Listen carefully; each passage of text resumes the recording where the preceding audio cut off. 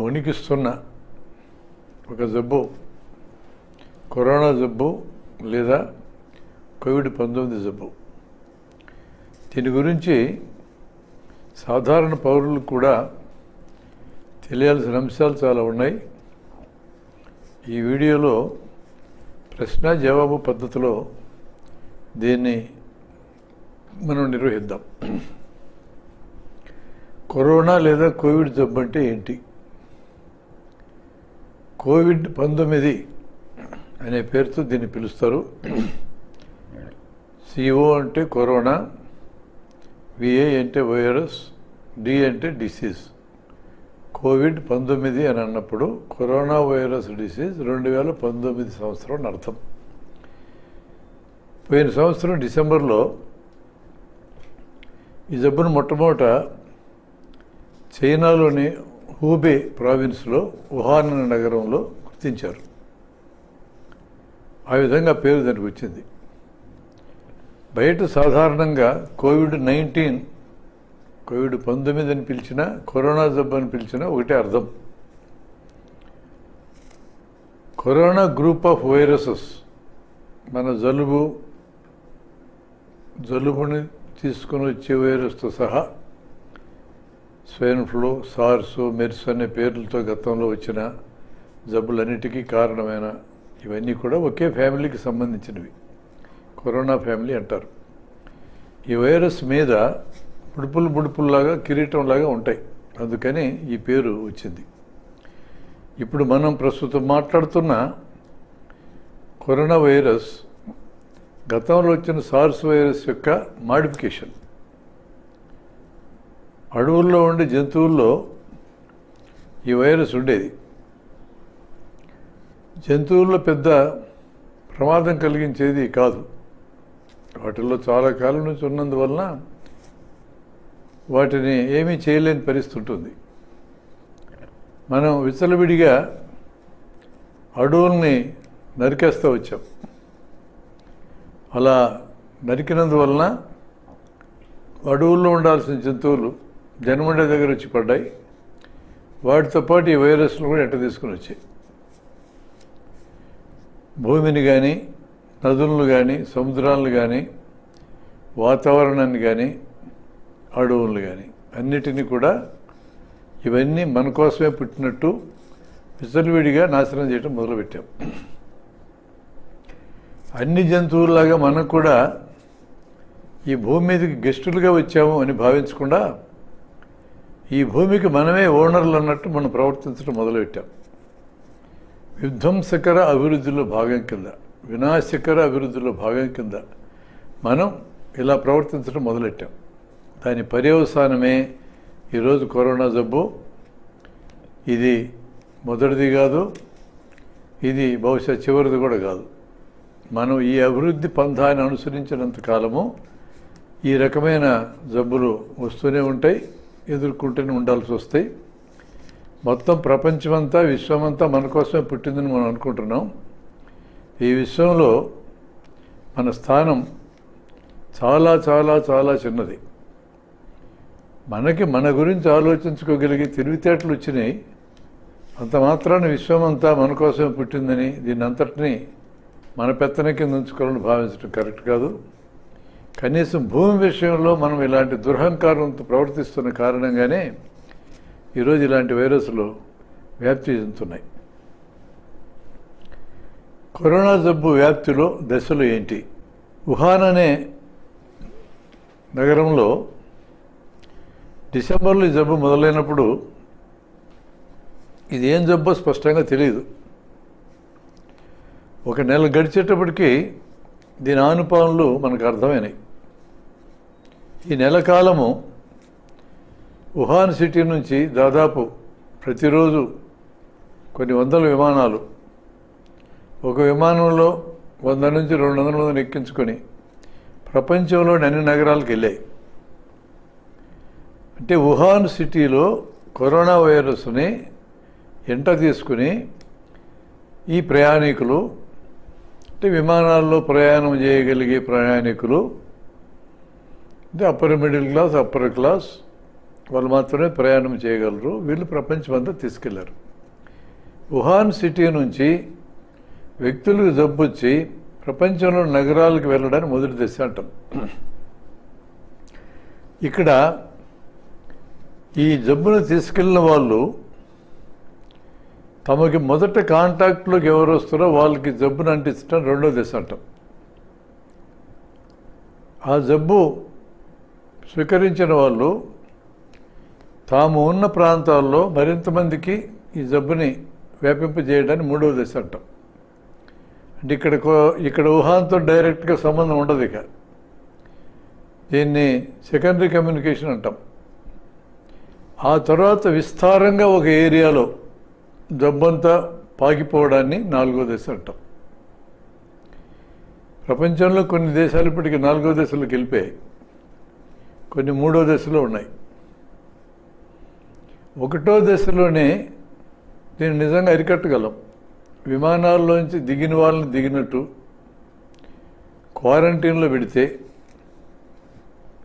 Quarantine అంటే జబ్బు ఉందో లేదో తెలియకుండానే, అంటే తెలియకముందే విడిగా ఉంచటం.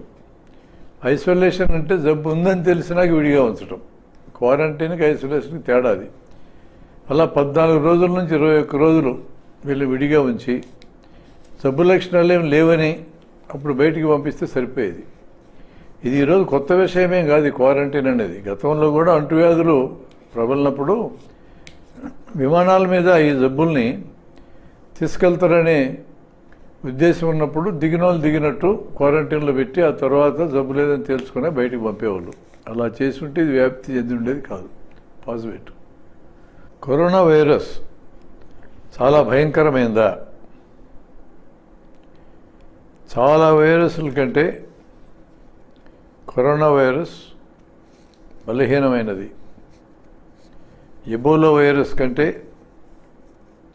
స్వైన్ ఫ్లూ వైరస్ కంటే, జికా వైరస్ కంటే, మెర్స్ వైరస్ కంటే, సార్స్ వైరస్ కంటే వీటన్నిటితో పోల్చినప్పుడు ఇది బలహీనమైన వైరస్ అని ఎందుకంటున్నామంటే ఈ వైరస్ బరువు ఎక్కువ.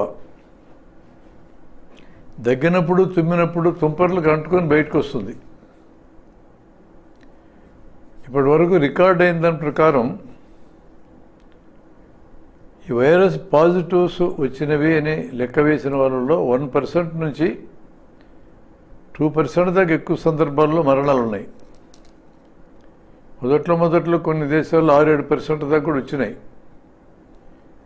ఎబోలా వైరస్ 30-40% మరణాలు ఉన్నాయి. గతంలో వచ్చిన మసూచి వైరస్ కూడా ఎక్కువ శాతం మరణాలు ఉన్నాయి. వీటితో పోల్చినా ఇది బలహీనమైన వైరస్. అంతేకాకుండా పాజిటివ్స్ వచ్చిన వాళ్ళల్లో 100కి 30 నుంచి 35 మందికి అసలు లక్షణాలు కనపడటంలా. మరొక 40-45 మందికి కొద్దిపాటి లక్షణాలు కనపడి బాగవుతున్నాయి.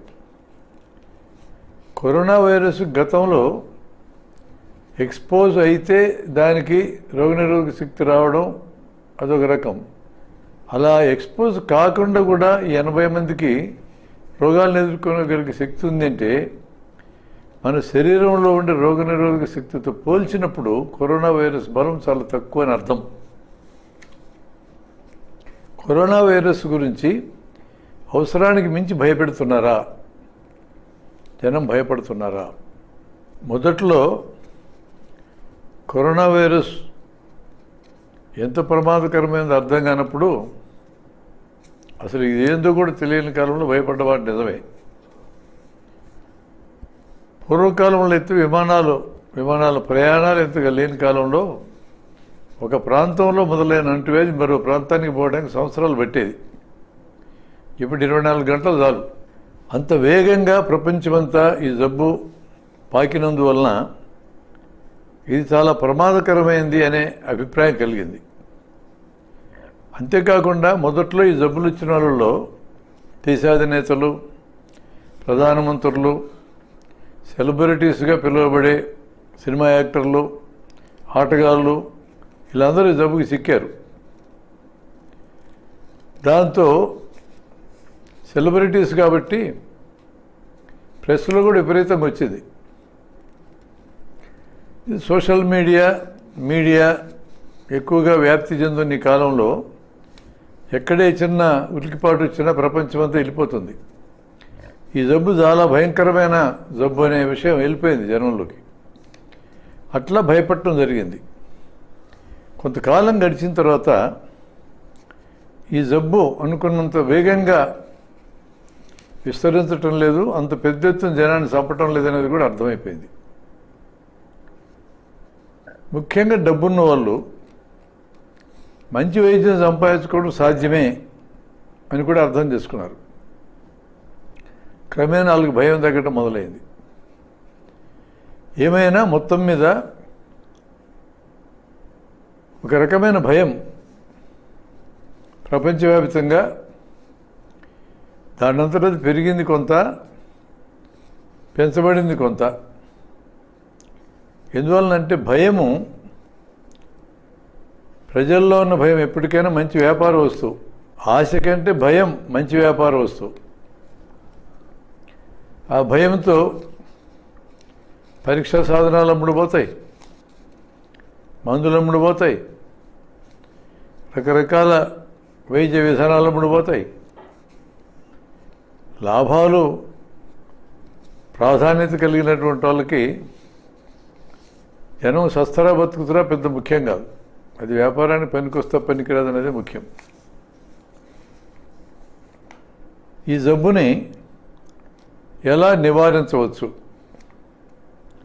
కరోనా జబ్బుకి కొన్ని సాధారణమైన లక్షణాలు ఉన్నాయి. వాటి ఆధారంగా నివారణోపాయాలు మనం నిర్ణయించవచ్చు. దగ్గినప్పుడు, తుమ్మినప్పుడు, గట్టిగా మాట్లాడినప్పుడు బయటకు వచ్చే తుంపరులను అంటుకొని వైరస్ వస్తుంది. కాబట్టి ఈ తుంపరులు 3-4 అడుగుల దూరం పడతాయి. ఈ 3-4 అడుగుల దూరంలో తుంపరులు నేల మీద పడతాయి, వస్తువుల మీద పడతాయి, మన బట్టల మీద పడతాయి. వాటంటే వైరస్లు కూడా పడతాయి. వైరస్ బరువుగా ఉంటుంది కాబట్టి గాల్లో ప్రయాణం చేయటం తక్కువ. ఈ మధ్యకాలంలో ఇది గాల్లో కూడా ప్రయాణం చేస్తుందని చెప్తున్నారు. అయినా మరో 3 అడుగులు పోతుంది అంతే. అంతా కలిపితే 2 గజాల దూరం. కొద్ది వైరస్ మాత్రం గాలిలో ప్రయాణం చేసే అవకాశం ఉంటుంది, చాలా కొద్ది. అంత కొద్ది మోతాదు వైరస్ గాలిలో ప్రయాణం చేస్తే వాటితో జబ్బు వచ్చే అవకాశం చాలా తక్కువ. తుంపర్ల ద్వారా, సన్నని తుంపర్ల ద్వారా 3 నుంచి 6 అడుగులు ఈ వైరస్ వెళ్తుంది. ఈ వైరస్ వస్తువుల మీద పడ్డప్పుడు మన చేతులతో తాగుతాం, మన చేతులకు అంటుకుంటుంది. మన బట్టల మీద పెడితే బట్టలను తాగుతాం, మన చేతులకు అంటుకుంటుంది. కళ్ళు దురద పెట్టినప్పుడు కానీ, ముక్కు దురద పెట్టినప్పుడు కానీ ఈ చేతి వేళ్ళని కళ్ళల్లో, ముక్కులో, నోట్లో కూడా పెడితే, నోట్లు లెక్క పెట్టినప్పుడు నోట్లు సరిగా లేవలేదనుకో నాలుక మీద వేలు పెట్టి తడి చేసుకునే వాళ్ళు ఉన్నారు. లేదా భోంచేసేటప్పుడు చేతులు కడుక్కోకుండా తిన్నప్పుడు నోట్లోకి వేలు పోతాయి. కన్ను, ముక్కు, నోరు, ఇక్కడ ఉండే చర్మం చాలా సున్నితమైంది, మ్యూకస్ మెంబ్రేన్ అని పిలుస్తాం. ఈ సున్నితమైన చర్మం దగ్గర మాత్రమే ఈ వైరస్ మన శరీరంలోకి వెళ్తుంది, మిగతా చర్మం కూడా వెళ్ళదు. ఈ 2 లక్షణాలను ఆధారం చేసుకుని ప్రధానంగా 3 జాగ్రత్తలను చెప్పారు. మొదటి జాగ్రత్త, దూరం పాటించండి, భౌతిక దూరం పాటించండి. దీన్ని కొంతకాలం సోషల్ డిస్టెన్స్, సామాజిక దూరం అని పిలిచారు, ఇప్పటికీ పిలుస్తున్నారు కొంతమంది. సామాజిక దూరం అనే మాట ఒక తిట్టు లాంటిది భారతదేశంలో. తరతరాలుగా కొన్ని కులాల వాళ్ళని వెలివేసి సామాజికంగా దూరం పెట్టాం. వాళ్ళ పల్లెలు, వాళ్ళ ఇల్లు కూడా ఊరికి దూరం పెట్టాం. సామాజిక దూరం అని పిలిచినప్పుడు అది గుర్తొచ్చే అవకాశం ఉంది కాబట్టి దాన్ని వాడొద్దు. భౌతిక దూరం, ఫిజికల్ డిస్టెన్స్ అని పిలవండి అనే సూచన వచ్చింది. అందుకని ఈ భౌతిక దూరం అంటున్నాం. 3 నుంచి 6 అడుగులు దూరం ఉండడం ఒక మార్గం. చేతులకి వైరస్ అంటుకుంటుంది కాబట్టి సబ్బుతో చేతులు కడుక్కునేట్లయితే ఆ తరువాత వేళ్ళని కంట్లో, ముక్కులో, నోట్లో పెట్టుకున్న ప్రమాదం లేదు. 20 సెకండ్ల పాటు సబ్బుతో చేతులు కడుక్కోవాలి. ఇక 3వ జాగ్రత్త, మనం దగ్గినప్పుడు తుమ్మినప్పుడు గట్టిగా మాట్లాడినప్పుడు మన నోటి నుంచి వచ్చే తుంపర్లు ఎదుటివారి మీద పడే అవకాశం ఉంటుంది. ఎదుటివారు దగ్గినా తుమ్మినా గట్టిగా మాట్లాడినా మన మీద పడే అవకాశం ఉంటుంది. కాబట్టి మనము దగ్గు తుమ్ము వచ్చినప్పుడు నోటికి చేయి అడ్డం పెట్టుకోవడం కానీ మోచేయి అడ్డం పెట్టుకోవడం కానీ మనం చేయొచ్చు. మనం దగ్గినప్పుడు తుమ్మినప్పుడు గట్టిగా మాట్లాడినప్పుడు మన నుంచి తుంపర్లు బయటికి వెళ్ళి వాటిని అంటుకుని కరోనా వైరస్ బయటికి వెళ్ళే అవకాశం ఉంటుంది. ఎదుటివారు దగ్గినా తుమ్మినా గట్టిగా మాట్లాడినా మన మీదకి వచ్చే అవకాశం ఉంటుంది. మనం దీన్ని అడ్డుకట్టేయడం ఇతరులకు ఉపయోగకరము, ఇతరులు అడ్డుకట్టేస్తే మనకు ఉపయోగకరం. దగ్గు తుమ్ము వచ్చినప్పుడు చేయి అడ్డం పెట్టుకోవచ్చు లేదా మోచే అడ్డం పెట్టుకోవచ్చు. రైతులైతే టవల్ అడ్డం పెట్టుకోవచ్చు, మహిళలు చీరకొంగు పెట్టుకోవచ్చు, అమ్మాయిలైతే చున్నీలు పెట్టుకోవచ్చు, లేదా ఇదొక చేతిగుడ్డ. దీన్ని క్రాస్గా మడతేసి ముఖానికి ముక్కుకి నోటికి ఈ విధంగా కట్టుకోవచ్చు. రోజువారీ వాడేది ఇది. లేదా ఇదొక నాప్కిన్, దీన్ని కూడా క్రాస్గా మడతేసి ముక్కుకి నోటికి కట్టుకోవచ్చు. వీటి వలన ఉపయోగం ఏంటంటే సాయంత్రం అయ్యేటప్పటికి తిరిగి ఉతికి ఆరేసుకోవచ్చు, ఖర్చు లేకుండా పని అవుతుంది, మాస్క్ పెట్టుకున్న ఫలితం వస్తుంది. ప్రపంచ ఆరోగ్య సంస్థ మాస్క్ గురించి ఏం చెప్పిందంటే మామూలు జనము మాస్కులు కట్టుకోకపోయినా పర్వాలేదు, వైద్య సిబ్బంది వీళ్ళకి మామూలు మాస్కులు పనికిరావని చెప్పారు. మామూలు సర్జికల్ మాస్క్ పనికిరాదని N95 మాస్క్ అనేది వాడాలి. ఒక మాస్క్ 3 రూపాయలు ఉండేది మొదట్లో 30 రూపాయలు కూడా అమ్మారు బ్లాక్లో. మాస్కులు మన దేశంలో ఉండే 100 కోట్ల మంది ప్రతిరోజు ఒక డిస్పోజబుల్ మాస్క్ వాడితే 30 రూపాయల మాస్క్ వాడితే ఒక ఏడాది వాడాల్సి వస్తే 10 లక్షల కోట్లు ఖర్చు అవుతుంది. ఈ 10 లక్షల కోట్లలో జేబులోంచి ఖర్చు అయిన నష్టమే, ప్రభుత్వానికి ఖర్చు అయిన నష్టమే. మాస్కుకు ప్రత్యామ్నాయాలు ఎంత సులభమైనవి ఉంటే వీటిని ప్రచారం చేయకపోవటం ఏంటి? ఖర్చు లేని విషయాలైతే ఈరోజు ఇలాంటి మాస్క్ ఉంది. ఈ మాస్క్ ఫిల్టర్ ఉండే మాస్క్ 35 నుంచి 40 రూపాయల దాకా దీని ఖరీదు అవుతుంది. దీన్ని ఇలా వాడుకోవచ్చు. పైన రంధ్రాలు ఉంటాయి, కింద కూడా రంధ్రాలు ఉంటాయి. ఇంతకంటే టైట్గా నాప్కిన్ చేతిగుడ్డతో మనం కట్టుకోవడం సాధ్యం. మాస్క్ ఉపయోగించేటప్పుడు జాగ్రత్తలు కూడా అవసరమే. మాస్క్ వెలుపల వైరస్లు పడే అవకాశం ఉంటుంది. దీన్ని కిందకి తీయాలంటే ఇలా ఏలు దూర్చి కిందకి ఇట్లా లాక్కోవాలి. మళ్ళా పైకి తీసుకోవాలంటే పైన ఏలు దూర్చి లోపల పక్క టచ్ చేసి పైకి లాగాల. కొన్ని ఉతుక్కోవడానికి వీలయ్యే మాస్కులు ఉంటాయి. వెలుపల ఎక్కువ వైరస్లు కాన్సన్ట్రేట్ అయ్యే అవకాశం ఉంటుంది కాబట్టి చేతులు బయట తగలకూడదు. తగిలితే చేతులకు వైరస్లు అంటుకున్నాయని మనం అనుకోవాలి. ఆ విధంగా మాస్క్ సంబంధించిన జాగ్రత్తలు కూడా చూడాలి. మాస్క్ ప్రత్యామ్నాయం గురించి ఎందుకు నేను మాట్లాడుతున్నానంటే దూరం పాటించడానికి ఖర్చు లేదు,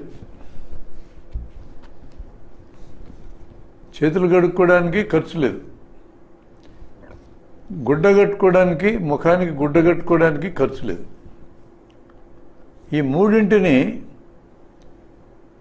యూనివర్సల్ జాగ్రత్తలు, సార్వత్రికమైన జాగ్రత్తలను పిలుస్తారు. ప్రపంచవ్యాప్తంగా అందరూ పాటించేది ఇవే.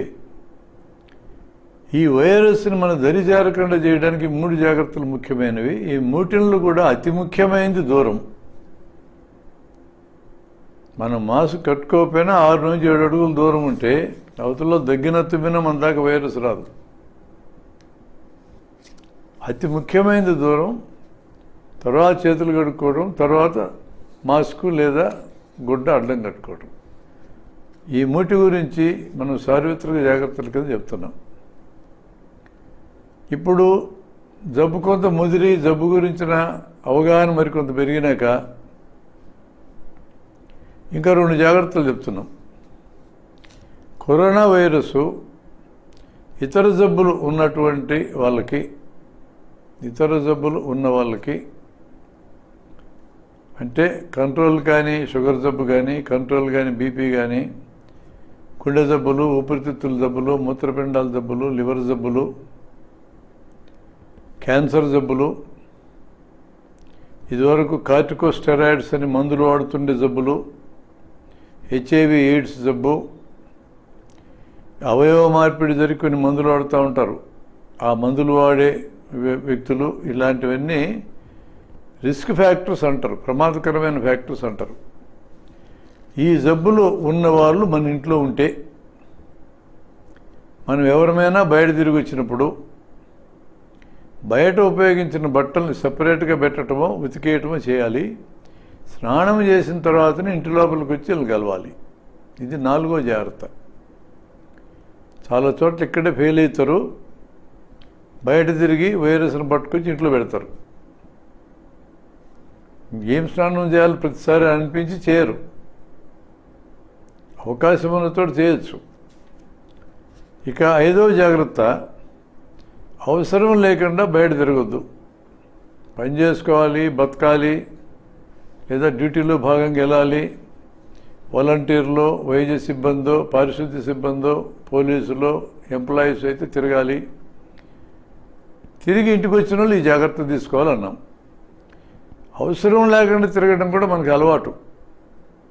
అట్లా ఊరి సెంటర్కి వెళ్ళి టీ కొట్టు దగ్గర టీ తాగి ఫ్రెండ్స్తో 4 గప్పాలు కొట్టి వద్దాం అనే అలవాటు కూడా ఉంది. ఇలాంటివన్నీ తగ్గించుకోమని చెప్తున్నారు. బయట వస్తువులు కొనుక్కోవడానికి వెళ్ళినప్పుడు ఈ జబ్బు ఎక్కువగా పిల్లలకి రావడం లేదు, పిల్లలు వెళ్ళొచ్చు. యువతకి వచ్చినా కూడా ఎక్కువ ప్రమాదకరంగా మారడం లేదు, వాళ్ళు వెళ్ళొచ్చు. వయసు ఎక్కువ ఉన్న వాళ్ళని, ఇతర జబ్బులు, ఇందాక మనం మాట్లాడుకున్న ఇతర జబ్బులు ఉన్న వాళ్ళని బయట పనులకు పంపించొద్దు. ఇవి జాగ్రత్తలు. పాజిటివ్ అంటే ఏంటి? కరోనా జబ్బు వచ్చిందో లేదో తెలియడానికి చేసే టెస్ట్ని ఆర్టీపీసీఆర్ టెస్ట్ అని పిలుస్తారు. వైరల్ రీసెర్చ్ డెవలప్మెంట్ ల్యాబొరేటరీ వాళ్ళు తయారు చేసిన టెస్ట్ ఇది. ముక్కు లోపలికి చిన్న దూది ముక్కను పంపించి దానికి అంటుకున్న వైరస్ని కల్చర్ చేసి చూస్తారు. అంటే యాంటీజెన్ టెస్ట్ అంటారు దీన్ని. యాంటీజెన్ అంటే జబ్బుని మనకు తీసుకొచ్చే ఏజెంట్ అన్నమాట. ఇక్కడ వైరస్ ఆ ఏజెంట్. ఇది యాక్చువల్గా 3-4 గంటల్లో రిపోర్ట్ వస్తుంది. కానీ ఎక్కువ మందికి టెస్ట్ చేయాల్సి వచ్చినప్పుడు, కొన్ని వేల శాంపుల్స్ పోగొట్టినప్పుడు, రోజు కొన్ని విడుదల చేసినప్పుడు 3-4 రోజులు లేట్ అవుతుంది. కానీ ఇప్పుడు పరీక్ష చేసే చోట్లు పెంచారు, మరి టెస్టింగ్ కిట్లు పెంచారు. ఇప్పుడు 2-3 గంటల్లో రిపోర్ట్ ఇవ్వగలిగే అవకాశం ఉన్నది. ఈ పాజిటివ్ అనేది, ఈ రకమైన రిపోర్ట్ వస్తే 99 సందర్భాల్లో పాజిటివ్ అని నిర్ణయించుకోవచ్చు. ఫాల్స్ పాజిటివ్ అని చెప్పాల్సిన అవసరం లేదు. ఫాల్స్ పాజిటివ్స్ ఉండవు అసలు. నెగిటివ్ వస్తే జబ్బు లేదని చెప్పడానికి కుదరదు. నెగిటివ్ అనే దాన్ని జాగ్రత్తగా చూడాలి. పాజిటివ్ అంటే కన్ఫర్మేషనే. సరిగా టెస్ట్ జరిగి ఉండకపోవచ్చు, ఈ ముక్కులో పెట్టిన స్వాబ్కి వైరస్లు సరిగా అంటుకొని ఉండకపోవచ్చు. ఇలాంటి అవకాశం ఉంది కాబట్టి ఒక్కోసారి నెగిటివ్ రావచ్చు. నెగిటివ్ వచ్చింది నాకేం భయం లేదని చెప్పి బలాదురుకు తిరగడం కరెక్ట్ కాదు. జబ్బు ఉన్నా లేకపోయినా యూనివర్సల్ జాగ్రత్తల కింద మొదట మనం 5 జాగ్రత్తలు చెప్పుకున్నాం. ఆ జాగ్రత్తలు పాటించాల్సిందే. నెగిటివ్ వచ్చినా కూడా పాటించమని చెప్తున్నాం. పాజిటివ్స్ ఎంతమందికి వస్తుందో దానికి 50 నుంచి 60 రెట్లు బయట జనాభాలో పాజిటివ్లు వచ్చి పరీక్ష చేయబడిన వాళ్ళు ఉంటారు. 1,00,000 మందికి పాజిటివ్ వచ్చినాయంటే యాక్చువల్గా సమాజంలో 60 లక్షల మందికి వచ్చినట్టు లెక్క. ఇది ఎపిడెమియాలజికల్ అంటే జబ్బుల గురించిన స్టడీ చేసే శాస్త్రం అది. ఆ శాస్త్రవేత్తలు చెప్పిన వివరం అది. వాళ్ళని అలా పెడితే పక్కన పాజిటివ్స్ అని నమోదైన వాళ్ళలో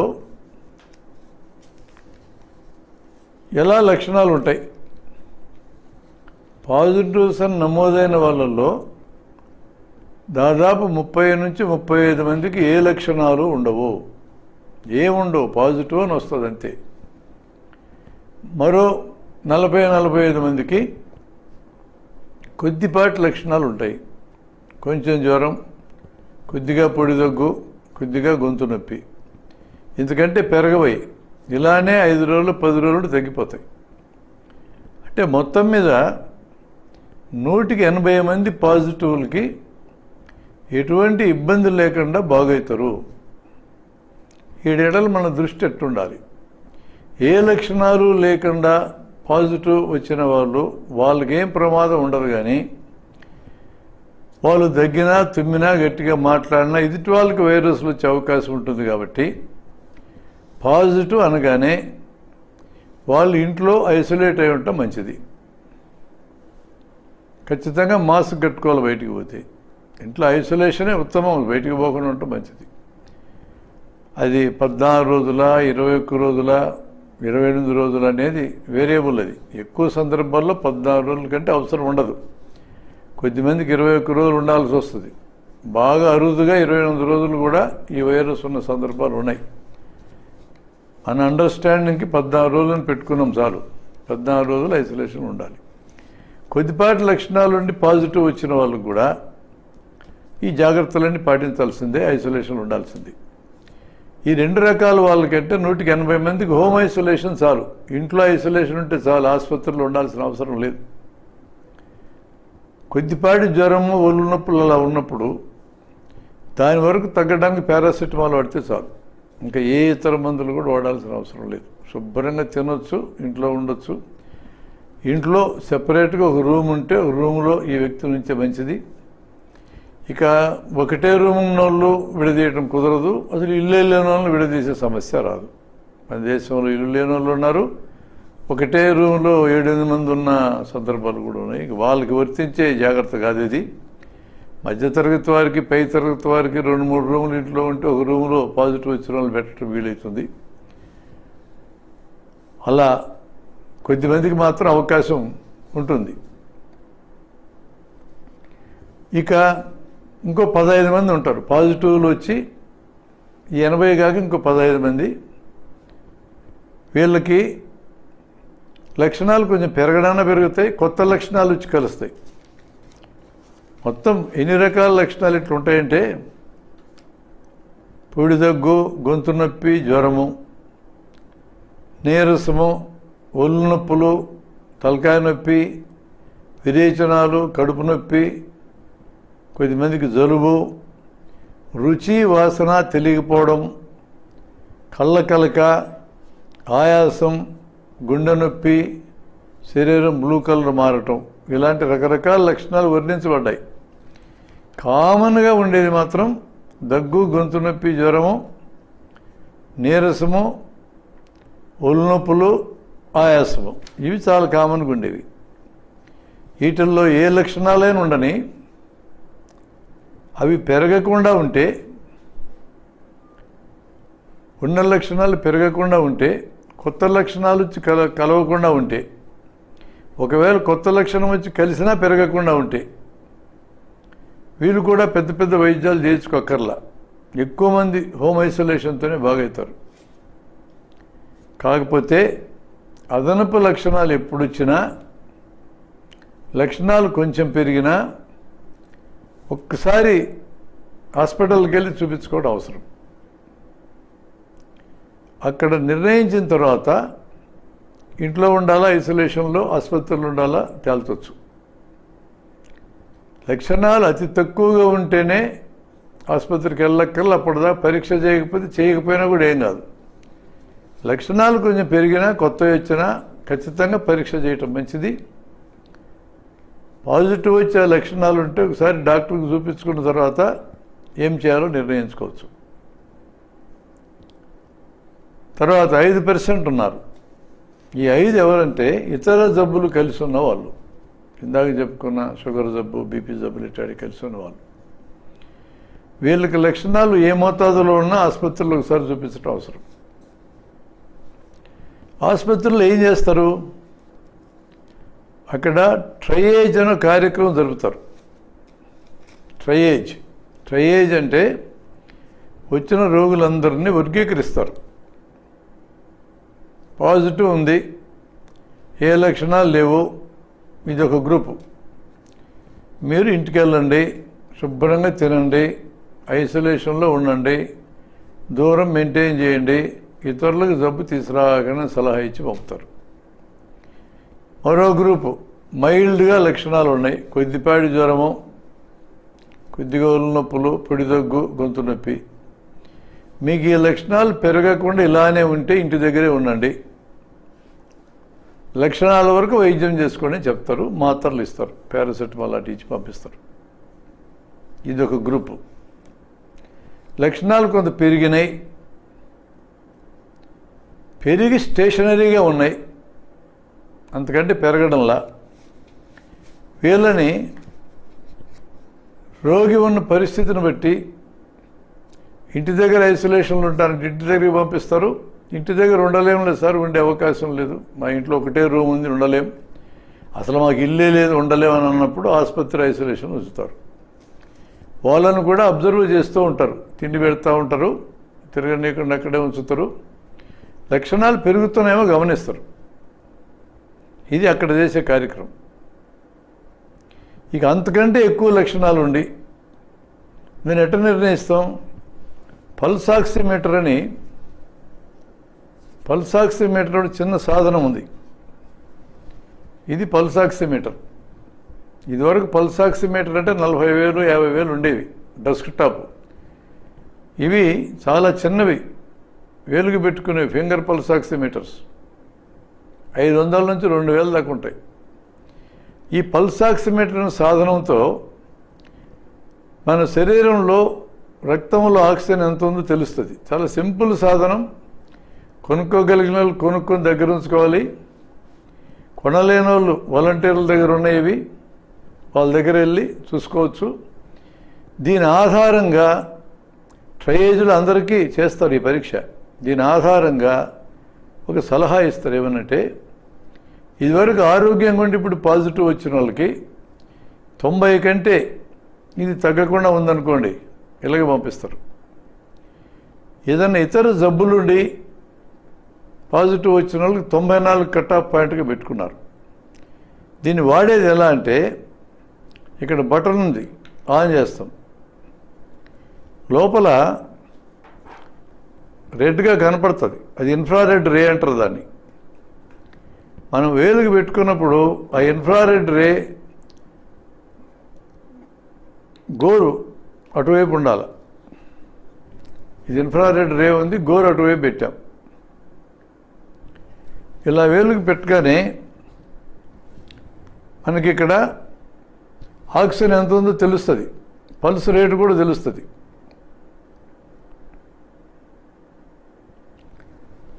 99 ఆక్సిజన్ ఉంది మనకి, అది ఇంపార్టెంట్. కింద పల్స్ రేట్ వస్తుంది 64 అని ఉంది, అది మనకి ఇంపార్టెంట్ కాదు.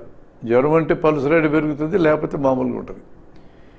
ఈ 99 నాకున్న ఆక్సిజనేషన్ 97 పైన ఉంటే, చాలామందికి 97 పైనే ఉంటుంది మామూలు వ్యక్తులకి. ఇది మన ఇంట్లో ఉంటే ఎప్పుడు పడితే అప్పుడు చూసుకోవచ్చు. ఇది ఈరోజు కరోనా జబ్బు వచ్చినాక ప్రతి ఇంట్లో ఉండదగిన చిన్న ఉపయోగకరమైన సాధన కింద మారింది పల్స్ ఆక్సిమీటర్.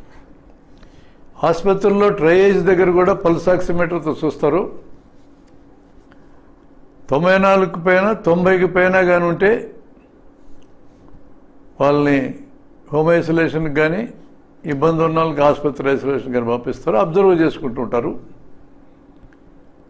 80 కంటే తగ్గితే ఖచ్చితంగా అడ్మిట్ చేసుకుంటారు. దీంతో తెలిసే ఇంకో ముఖ్యమైన విషయం కూడా ఏమంటే, కొంతమంది బయట బాగానే తిరుగుతూ ఉంటారు, ఏం లక్షణాలు ఉండవు, కానీ పల్స్ ఆక్సిమీటర్లో ఏలుబెట్టి చూస్తే 80 కంటే తక్కువ ఉంటుంది. దీన్ని హ్యాపీ హైపాక్సియా అంటారు. హ్యాపీ, చూడడానికి హ్యాపీగా ఉంటారు, కానీ ఆక్సిజన్ తక్కువ ఉంటుంది. ఇది చాలా ప్రమాదకరమైన లక్షణం. హ్యాపీ హైపాక్సీ అనేది ప్రమాదకరమైన లక్షణం. సడన్గా ఎప్పుడైనా కొలాప్స్ అయ్యే అవకాశం ఉంది. సడన్గా కొలాప్స్ అయ్యి చనిపోయే అవకాశాలు ఇట్లా దాంట్లో ఉంటాయి. కాబట్టి ట్రయేజ్లో 80 కంటే తక్కువ ఉండి చూడ్డానికి బాగా తిరుగుతూ ఉంటే ఇంటికి పంపరు, వాళ్ళు ఖచ్చితంగా అడ్మిట్ చేసుకుంటారు. ఆ ప్రమాదాన్ని నివారించడానికి అదొక్కటే మార్గం. అందువలన కూడా ఇది చాలా ముఖ్యమైన సాధనం కింద మారింది. చేర్చుకున్న తర్వాత ఆక్సిజన్ పడిపోతూ ఉంది. పడిపోతూ ఉన్నప్పుడు ఆక్సిజన్ ఇస్తారు. మాస్క్ పెట్టి ఇవ్వచ్చు, ముక్కులో నేసల్ ప్రాంగ్ అంటారు, అది పెట్టి అని ఇవ్వచ్చు. మొదట 5-6 లీటర్లతో స్టార్ట్ చేస్తారు, అవసరమైతే పెంచుకుంటూ పోతారు. 15 లీటర్ల దాకా ముక్కులో ప్రాంగ్ అనే దాని ద్వారా ఇవ్వచ్చు. అంతకంటే ఎక్కువ ఆక్సిజన్ అవసరమైతే గొంతు లోపల గొట్టం పెట్టి ఇచ్చే అవకాశం ఉంది, లేదా సిప్యాప్ మిషన్ పెట్టే అవకాశం ఉంది. ఇంకా అంతకంటే ఎక్స్ట్రీమ్గా మారితే గొంతులో గొట్టం వేసి వెంటిలేటర్కి కనెక్షన్ ఇస్తారు. అడ్మిట్ అయిన తర్వాత ఆక్సిజన్ పెట్టాల్సిన అవసరం వచ్చిన రోగులలో 100కి 90 మంది ఆక్సిజన్తో బాగవుతారు. అంటే ఈ 90 మంది ఎవరు ఎందుకనంటే ఆ 15 మందిలో కొంతమంది ఉంటారు, ఈ 5గురిలో కొంతమంది ఉంటారు. పాజిటివ్స్ వచ్చిన 20 మందిలోంచి ఈ ఆక్సిజన్ వాళ్ళు వస్తారు, ఆక్సిజన్ అవసరమైన వాళ్ళు వస్తారు. అందులో 90 మంది ఆక్సిజన్తోనే బాగవుతారు. కొద్దిమందికి మాత్రమే వెంటిలేటర్ దాకా వెళ్తుంది. వెంటిలేటర్ దాకా వెళ్ళడం నిజంగా ఇబ్బందికరం. దాని గురించి మరికొన్ని వివరాలు మళ్ళీ చూద్దాం. లాక్డౌన్ అంటే ఏమిటి, లాభ నష్టాలు ఏంటి?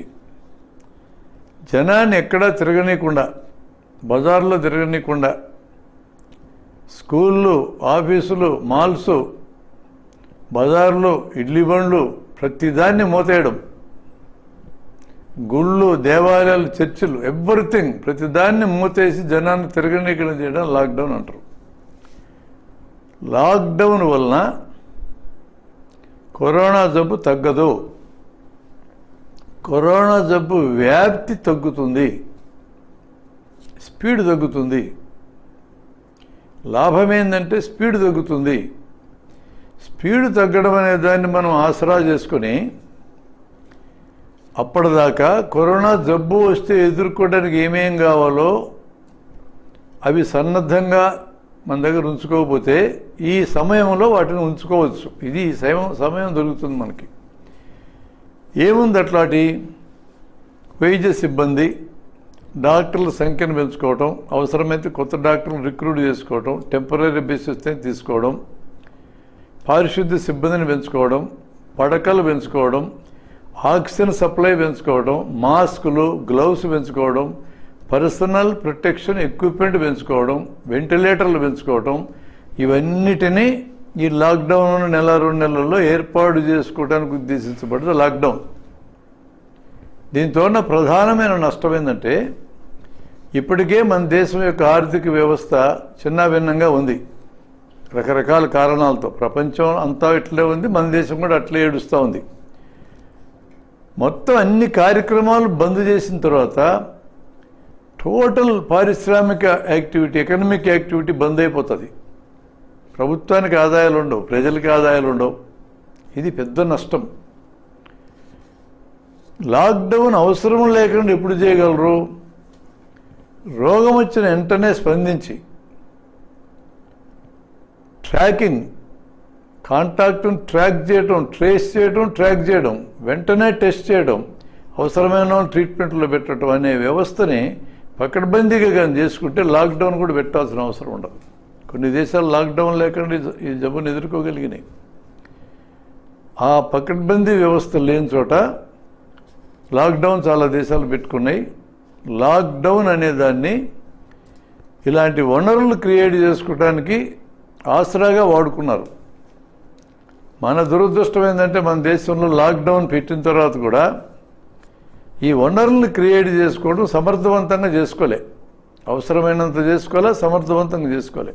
దీనికి అనేక కారణాలు ఉన్నాయి. జబ్బుని ఎదుర్కోవాల్సింది రాష్ట్రాల చేతిలో డబ్బులు లేవు. ఈ మధ్య జిఎస్టీని పెట్టిన తర్వాత డబ్బంతా కేంద్రం చేతుల్లో పోగవడం మొదలైంది. కేంద్రం రాష్ట్రాలకు జిఎస్టీ బకాయిలు ఇవ్వాలి, అవి కూడా ఇవ్వకుండా ఎగ్గొట్టారు. అందుకని చేతిలో డబ్బులు లేవు. ఈ సమయంలో ప్రజలకు పనులు కూడా పోయినాయి.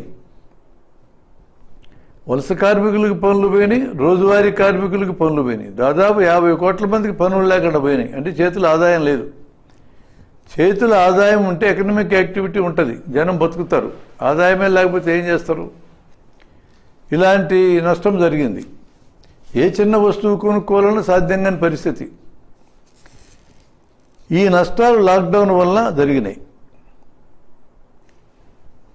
ఇమ్యూనిటీ అంటే ఏంటి, అది ఎలా వస్తుంది? ఇమ్యూనిటీ అంటే రోగనిరోధక శక్తి. మరి శరీరంలో రోగాలను ఎదుర్కోవడానికి తెల్ల రక్త కణాలు ఉంటాయి, కణాల రూపంలో ఎదుర్కొనేది. రోగ నిరోధకానికి పనికొచ్చే పదార్థాలు ఉంటాయి, యాంటీబాడీస్ అంటారు. వీటిని ఇమ్యూనోగ్లోబులిన్స్ అంటారు. ఇమ్యూనోగ్లోబులిన్స్ కణాలు కొన్ని, పదార్థాలు కొన్ని. ఈ రెండు సమృద్ధిగా ఉంటే రోగనిరోధక శక్తి ఉంది అంటాం. ఎంతో కొంత అంటువ్యాధులకి ఎక్స్పోజ్ అయిన జనానికి ఈ అంటువ్యాధులన్నిటికీ కూడా రోగనిరోధక శక్తి ఎంతో కొంత పెరుగుతుంది. ఇది పాజిటివ్ సైడ్. నెగిటివ్ సైడ్ ఏంటంటే అంటువ్యాధులు ఎంతో కొంత పాకేది ఎక్కువగా పేదవాళ్ళకి. పేదవాళ్ళకి ఎక్కువగా ఆహార వసతి ఉండదు. ఆహార వసతి ఉండదంటే అందులో మాంసకృత్తులు కూడా సరిగా దొరకవు. మాంసకృత్తులతోనే యాంటీబాడీస్ అనే పదార్థాలు తయారయ్యేది. ఇది నెగిటివ్ సైడ్. అయినా కూడా ఇప్పటి వరకు తేలింది ఏంటంటే మాంసకృత్తులు శరీరంలో తగినంత మోతాదు లేకపోయినా కూడా ఒక క్రిమి మన మీద దాడి చేసినప్పుడు దానికి వ్యతిరేకంగా యాంటీబాడీస్ని శరీరం తయారు చేసుకుంటుంది, పరిమితంగానైనా తయారు చేసుకుంటుంది. ఇది మనకి ఎక్కడ తెలిసిందంటే ఇదివరకు ఇమ్యునైజేషన్ చేసేవాళ్ళు కొన్ని జబ్బులు రాకుండా, ధనుర్వాతం కానీ కోరింత దగ్గు కానీ ఇట్లాంటివి రాకుండా. మాంసకృత్తుల యొక్క పరిస్థితి తక్కువగా ఉన్నా కూడా, అంటే శరీరంలో ప్రోటీన్స్ తక్కువగా ఉన్నా కూడా అలాంటి వాళ్ళలో కూడా ఇమ్యునైజేషన్ చేసినప్పుడు యాంటీబాడీస్ రక్షక పదార్థాలు తయారు కావడానికి గమనించారు. అందువలన ఇమ్యూనిటీకి ఉన్న రెండు సైడ్స్ ఇవి. బలహీనంగా ఉండి తిండి సరిగా దొరకకపోతే ఇమ్యూనిటీ తగ్గితే, రోగనిరోధక శక్తి తగ్గితే కొన్ని రోగాలు వస్తాయి. అలాంటి రోగాలతో మన దేశంలో ఏడాదికి 14 లక్షల మంది చచ్చిపోతున్నారు. ఈ తిండి లేక వచ్చే రోగాలు. తిండి బాగా ఉంటే ఇమ్యూనిటీ బాగా పెరుగుతుందా? బాగా తిండి తింటే ఎక్స్ట్రా తిన్న 1 గ్రాము పిండి పదార్థం కూడా కొవ్వు కింద మారుతుంది. 100కి 30 మంది మన దేశంలో అవసరానికి మించి తింటున్నారు. మరో 100కి 30 మందికి అవసరమైనంత కూడా దొరకటంలా. 30-60 మంది ఈ అవసరం మేరకు దొరకని వాళ్ళకి ఇమ్యూన్ స్టేటస్ ఎంతో కొంత ఉన్నా కొంత డిఫిషియన్సీ ఉంటుంది. అవసరానికి మించి మింగినటువంటి వాళ్ళు నెమ్మదిగా ఊబకాయంలోకి వెళ్ళి, ఊబకాయం వస్తే 40 రకాల రోగాలు వస్తాయి. ఆ రోగాలు షుగరు, బీపీలు కూడా ఉన్నాయి. అవి వచ్చినటువంటి వాళ్ళు రిస్కులో పడతారు. ఊబకాయం దానంతట అదే కూడా కరోనా జబ్బుకి ప్రమాదకరమైనటువంటిది. రెసిస్టెన్స్ కూడా తగ్గిపోద్ది. అంటే రోగనిరోధక శక్తి కూడా ఊబకాయాలకు తగ్గిపోద్ది. ఆహారం తక్కువైనా రెసిస్టెన్స్ తగ్గిపోద్ది, ఎక్కువైనా తగ్గిపోద్ది. ఆప్టిమల్ అంటే అవసరమైనంత, దాని పేరే మితాహారం అంటారు, సమీకృత ఆహారం అంటారు. అలాంటి ఆహారం తీసుకోగలిగిన దగ్గర సరిపడా రోగనిరోధక శక్తి పెరుగుతుంది. ఒక పక్క శరీరంలో మాంసకృతులు తగ్గినందువలన వచ్చిన సమస్య ఉండదు, మరో పక్క ఎక్కువ తిన్నందువలన కొవ్వు తయారై వచ్చే సమస్య కూడా ఉండదు. ఈ ఇమ్యూనిటీ అనేది ఇప్పుడు ఎలా ప్రవర్తించింది? ఇక్కడ హోస్ట్ ఫ్యాక్టర్స్ అని అంటే మన శరీరం, ఏజెంట్ ఫ్యాక్టర్స్ అంటే రోగజీవి యొక్క బలం, ఎన్విరాన్మెంటల్ ఫ్యాక్టర్స్ అంటే చుట్టూ పరిస్థితులు. ఈ మూడింటి యొక్క ఇంటర్ప్లే ద్వారానే జబ్బు రావడం జరుగుతుంది. క్రిమి బలంగా ఉన్నా మనం మామూలుగా ఉన్న జబ్బు రావచ్చు. క్రిమి బలంగా ఉండి మనకి బలం తక్కువ ఉంటే ఖచ్చితంగా జబ్బు వస్తుంది. క్రిమి బలంగా ఉన్నా కూడా మనకు ఎక్కువ బలం ఉందనుకోండి, ఎదుర్కోగలం క్రిమిని. ఈ మధ్య ఇంటర్ప్లే అంటే అదే అర్థం. ఇతర రోగాలు వచ్చి ఎంతో కొంత జబ్బుకి ఎక్స్పోజ్ అయ్యి రోగనిరోధక శక్తి ఏదో మేరకు పెరిగినటువంటి వాళ్ళకి కరోనా వచ్చినా కూడా 180 మంది తట్టుకోగలిగారు. ఆ తట్టుకోవడానికి అవసరమయ్యే రోగనిరోధక పదార్థాలు కానీ కణాలు కానీ కరోనాకి ప్రత్యేకంగా తయారైనవి కాదవి, ఇతర జబ్బులకు తయారైనవి కూడా కరోనాని 180 మందిని ఎదుర్కోవడానికి ఉపయోగపడ్డాయి. మరో 15 మంది కూడా కొంచెం ఇబ్బంది పడ్డా కూడా మొత్తం మీద రోగనిరోధక శక్తి ఎదుర్కోగలిగింది. ఆ 5గురికి మాత్రమే రోగనిరోధక శక్తి విషయంలో ఎదుర్కోవడం సాధ్యం కాకుండా అయింది. అంటే జనరల్ ఇమ్యూనిటీ ఇతర జబ్బులకు వచ్చింది కూడా ఇక్కడ మనకు ఉపయోగపడింది. మరొకటి 150 నుంచి 60 మందికి ఒక పర్టికులర్ జబ్బు కానీ వస్తే సమాజంలో మిగతా వాళ్ళకు కూడా ఇమ్యూనిటీ వస్తుంది. దీన్ని హెరిడ్ ఇమ్యూనిటీ అని పిలుస్తారు. అంటే ఈరోజు బయట విచ్చలవిడిగా జనం తిరుగుతున్నారు. ఉదయపూట కూరగాయలు కొనుక్కోవడానికి కానీ, మాల్స్ దగ్గర కానీ, సారాయి కొట్ల దగ్గర కానీ, నువ్వు ఎంతన్నా చెప్పు దూరం పాటించమని వినకుండా తిరుగుతూ ఉన్నారు. తిరుగుతూ ఉన్నా కూడా వాళ్ళ వలన జబ్బు విచ్చలవిడిగా పాకటం లేదనేది ఒక అబ్జర్వేషన్. ఎందుకంటే వీధుల్లో విచ్చలవిడిగా తిరిగినా బయటకు వచ్చిన వైరస్ డైల్యూట్ అయిపోతూ ఉంది. అంతగా వైరస్ డైల్యూట్ కావడం అంటే ఏజెంట్ ఫ్యాక్టర్స్లో జబ్బుని తీసుకొచ్చే క్రిమి డైల్యూట్ అయిందంటే అది మనకు ఇమ్యూనిటీ తేవడానికి సరిపోతుంది, కానీ రోగం తేవడానికి చాలదు. జనం ఎక్కువగా పోగైతున్న క్లోజ్డ్ ఏరియాస్లో, అంటే ఇళ్లల్లో ఒకరికి జబ్బు వస్తే మిగతా వాళ్ళకి రావడం, ఆఫీసుల్లో, బ్యాంకుల్లో, మాల్స్ లోపల, స్కూల్స్ లాంటి చోటు కూడా ఈ కిక్కిరిసిన చోట్లు ఉంటాయి. ఆటోలు ఎక్కినప్పుడు కిక్కిరిసి కూర్చుంటే ఇలాంటి కిక్కిరిసిన ప్రాంతాల్లో వైరస్ స్ప్రెడ్ ఎక్కువగా ఉంది తప్ప అక్కడ కూడా ఏమంటే బాంబేలో ధార్వి లాంటి చోట అబ్జర్వేషన్లు గమనించారు. కిక్కిరిసి ఉన్నా కూడా అక్కడ ఎట్టు ఎదుర్కొన్నారో మనం చూద్దాం. అలా కిక్కిరిసి ఉన్న చోట్ల ఎక్కువ సమయం కానీ వైరస్కి ఎక్స్పోజ్ అయితే వచ్చే అవకాశం ఉంది. గాలిలో కలిసిపోయి డైల్యూట్ అయిన వైరస్తో ఇమ్యూనిటీ వచ్చే అవకాశం ఉంది. ఆసుపత్రి వాతావరణం ఉంది, కోవిడ్ ఆసుపత్రి. అక్కడ వాతావరణం నిండా కరోనా వైరస్ తిరుగుతూనే ఉంటాయి. అక్కడ తిరిగే జనానికి కానీ, అక్కడ తిరిగే medical students, post graduates, house సర్జన్లు, డాక్టర్లు, వైద్య సిబ్బంది, వీళ్ళకి ఎక్కువగా ఈ జబ్బు రావడంలో వచ్చినా మైల్డ్గా వస్తుంది. అంటే ఎంతో కొంత వీళ్ళకి ఎక్స్పోజ్ అయి ఉంటుంది కాబట్టి వైరస్తో. ఒకవేళ ఎక్కువ వైరస్ మీద పడ్డ అప్పటికే కొంత రెసిస్టెన్స్ ఈ వైరస్కి వ్యతిరేకంగా కూడా తయారై ఉంటుంది. వాళ్ళకి ఎక్కువ లక్షణాలు లేకుండా బయటపడుతున్నారు. అందుకనే దేశం మొత్తం మీద కరోనా వారియర్స్ డాక్టర్లు అంటే 200 మంది కంటే తక్కువ మంది మరణించారు కరోనా జబ్బుతో. అంత తక్కువ మంది మిగతా జనాభాతో పోలిస్తే తక్కువ మంది మరణించడానికి కారణం ఏంటంటే అక్కడ వాతావరణంలో ఆల్రెడీ తిరుగుతున్న వైరస్ వలన ఇమ్యూనిటీ పెరుగుతుంది అనేది కారణం. ఈ చనిపోయినటువంటి వాళ్ళు కూడా చనిపోవడానికి కారణం ఎక్కడో ఒక చోట రోగులతో నేరుగా కాంటాక్ట్ వచ్చి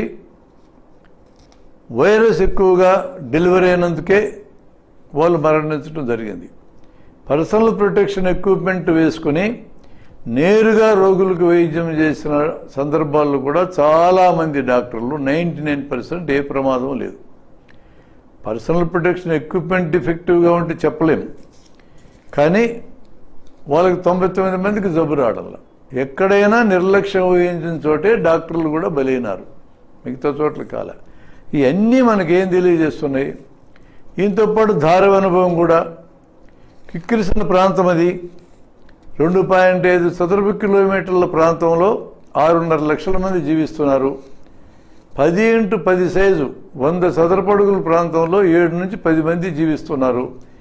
వాళ్ళు ఐసోలేట్ అయ్యేది ఎక్కడ, విడిగా రూములు ఉండేది ఎక్కడ, దూరం పాటించేది ఎక్కడ? సాధ్యమే కాదు. 25 రూపాయలు పెట్టి ఒక గ్యాలన్ మంచినీళ్ళు కొనుక్కొని తాగాలి. చేతులు ఎక్కడ కడుక్కుంటారు వాళ్ళు? స్నానం ఎప్పుడు చేస్తారు? వాళ్ళందరికీ మనం చెప్పిన జాగ్రత్తలు దాదాపు వర్తించవు. అలాంటి చోట్ల కూడా మరణాలు దేశంలో ఇతర చోట్ల కంటే ఎక్కువ లేవు. కారణం ఏంటంటే గాలిలో ఉన్న వైరస్ ద్వారా వాళ్ళకి రెసిస్టెన్స్ వచ్చింది. ఎవరికైతే లక్షణాలు కనపడతాయో జ్వరం, ఒళ్ళు నొప్పులు, దగ్గు, అంత మాత్రం లక్షణాలకు కూడా ఇమ్మీడియట్గా పక్కకు తీసుకెళ్ళి పరీక్ష చేశారు. పాజిటివ్ అనగానే వాళ్ళకి లక్షణాలు ఎక్కువ ఉన్నా తక్కువ ఉన్నా సరే ఇమ్మీడియట్గా బయట ఐసోలేషన్ చేస్తారు, స్కూళ్ళల్లో కానీ స్టేడియాల్లో కానీ. ఎందుకు అక్కడ మామూలు లక్షణాలు ఉన్నా కూడా ఎందుకు ఐసోలేట్ చేశారు? వాళ్ళ నుంచి ఇతరులకు జబ్బు వచ్చే అవకాశం ఉంది, అక్కడ ఐసోలేట్ అయ్యే అవకాశం లేదు, హోమ్ ఐసోలేషన్ సాధ్యం కాదు. కాబట్టి ఈ జాగ్రత్త వలన, ఎర్లీగా కనుక్కోవడం, వాళ్ళు ఐసోలేట్ చేయటువంటి జాగ్రత్త వలన ధారావిలో ఈ జబ్బు విపరీతంగా పెరగకుండా ఉపయోగపడ్డది. మామూలుగా మనం ఎట్ట భయపడ్డాం, ధారావి లాంటి స్లమ్లు, ఆసియాలో అతిపెద్ద స్లమ్ అది మురికివాడ, అట్లాంటి చోట జబ్బు వస్తే గుట్టలు గుట్టలు చచ్చిపోతారు అనుకున్నాం, ఏమీ చావలా. దానికి కారణం ఇమ్యూన్ స్టేటసే. ఇమ్యూనిటీ గాలిలో కలిసిన వైరస్ డైల్యూట్ అవుతుంది. డైల్యూట్ అయిన వైరస్ జబ్బు తీసుకురావడానికి చాలదో, ఇమ్యూనిటీ తీసుకురావడానికి సరిపోతుంది. ఇది ఇంపార్టెంట్ అబ్జర్వేషన్.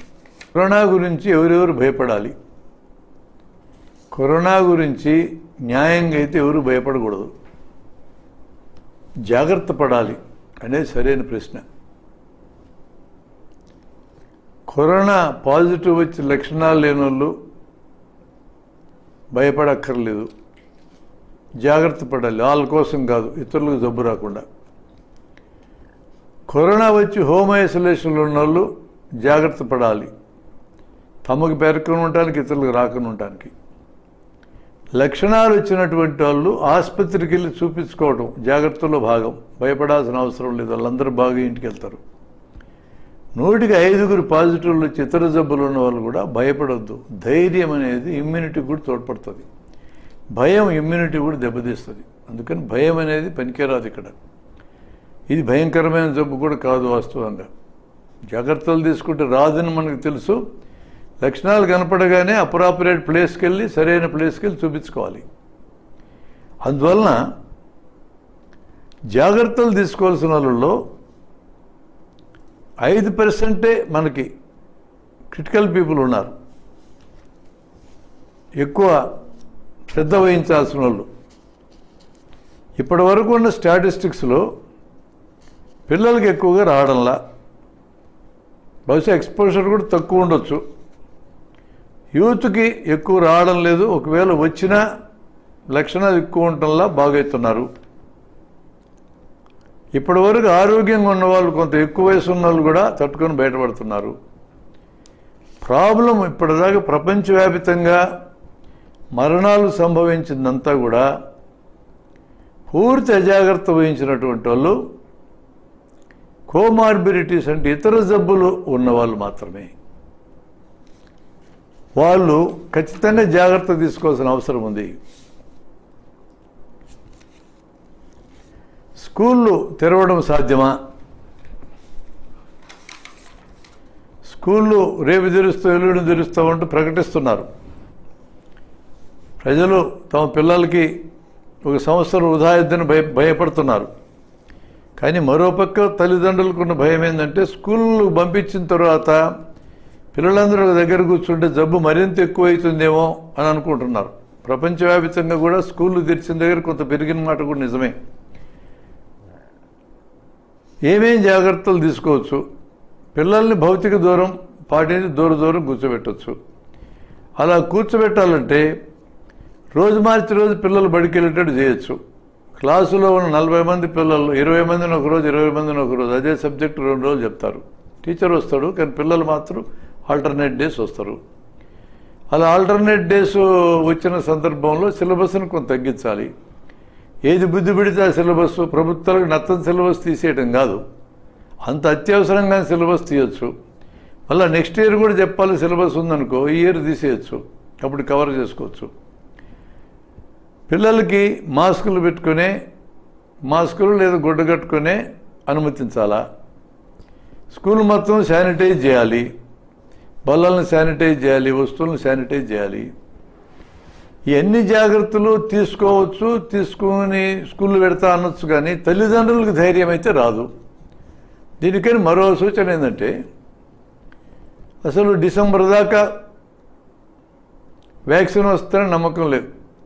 ఏదో ఫాస్ట్ ట్రాకింగ్ వ్యాక్సిన్ చేస్తున్నారు కాబట్టి జనవరి కల్లా వ్యాక్సిన్ వచ్చే అవకాశం ఉంది. పిల్లలందరికీ వ్యాక్సినేషన్ చేస్తే ధైర్యంగా పిల్లల్ని పంపచ్చు. జనవరి దాకా ఆగండి, స్కూల్ బంద్ చేయండి. ఈ సిలబస్ని జనవరి తర్వాత ఎండాకాలం కూడా పెట్టుకొని కవర్ చేయండి. నేను చెప్పడానికి కారణం ఉంది ఏంటంటే, చాలా స్కూల్ డిసెంబర్ లోపలే సిలబస్ ముగించగలవు. జూన్ జూలైలో స్కూల్ మొదలెడితే 4-5 నెలల్లో సిలబస్ ముగిస్తున్నారు. ఒక 3 నెలలు అక్కడ కలిసి వస్తేగా నీకు జనవరి ఫిబ్రవరి మార్చి సిలబస్ చెప్పుకోవచ్చు.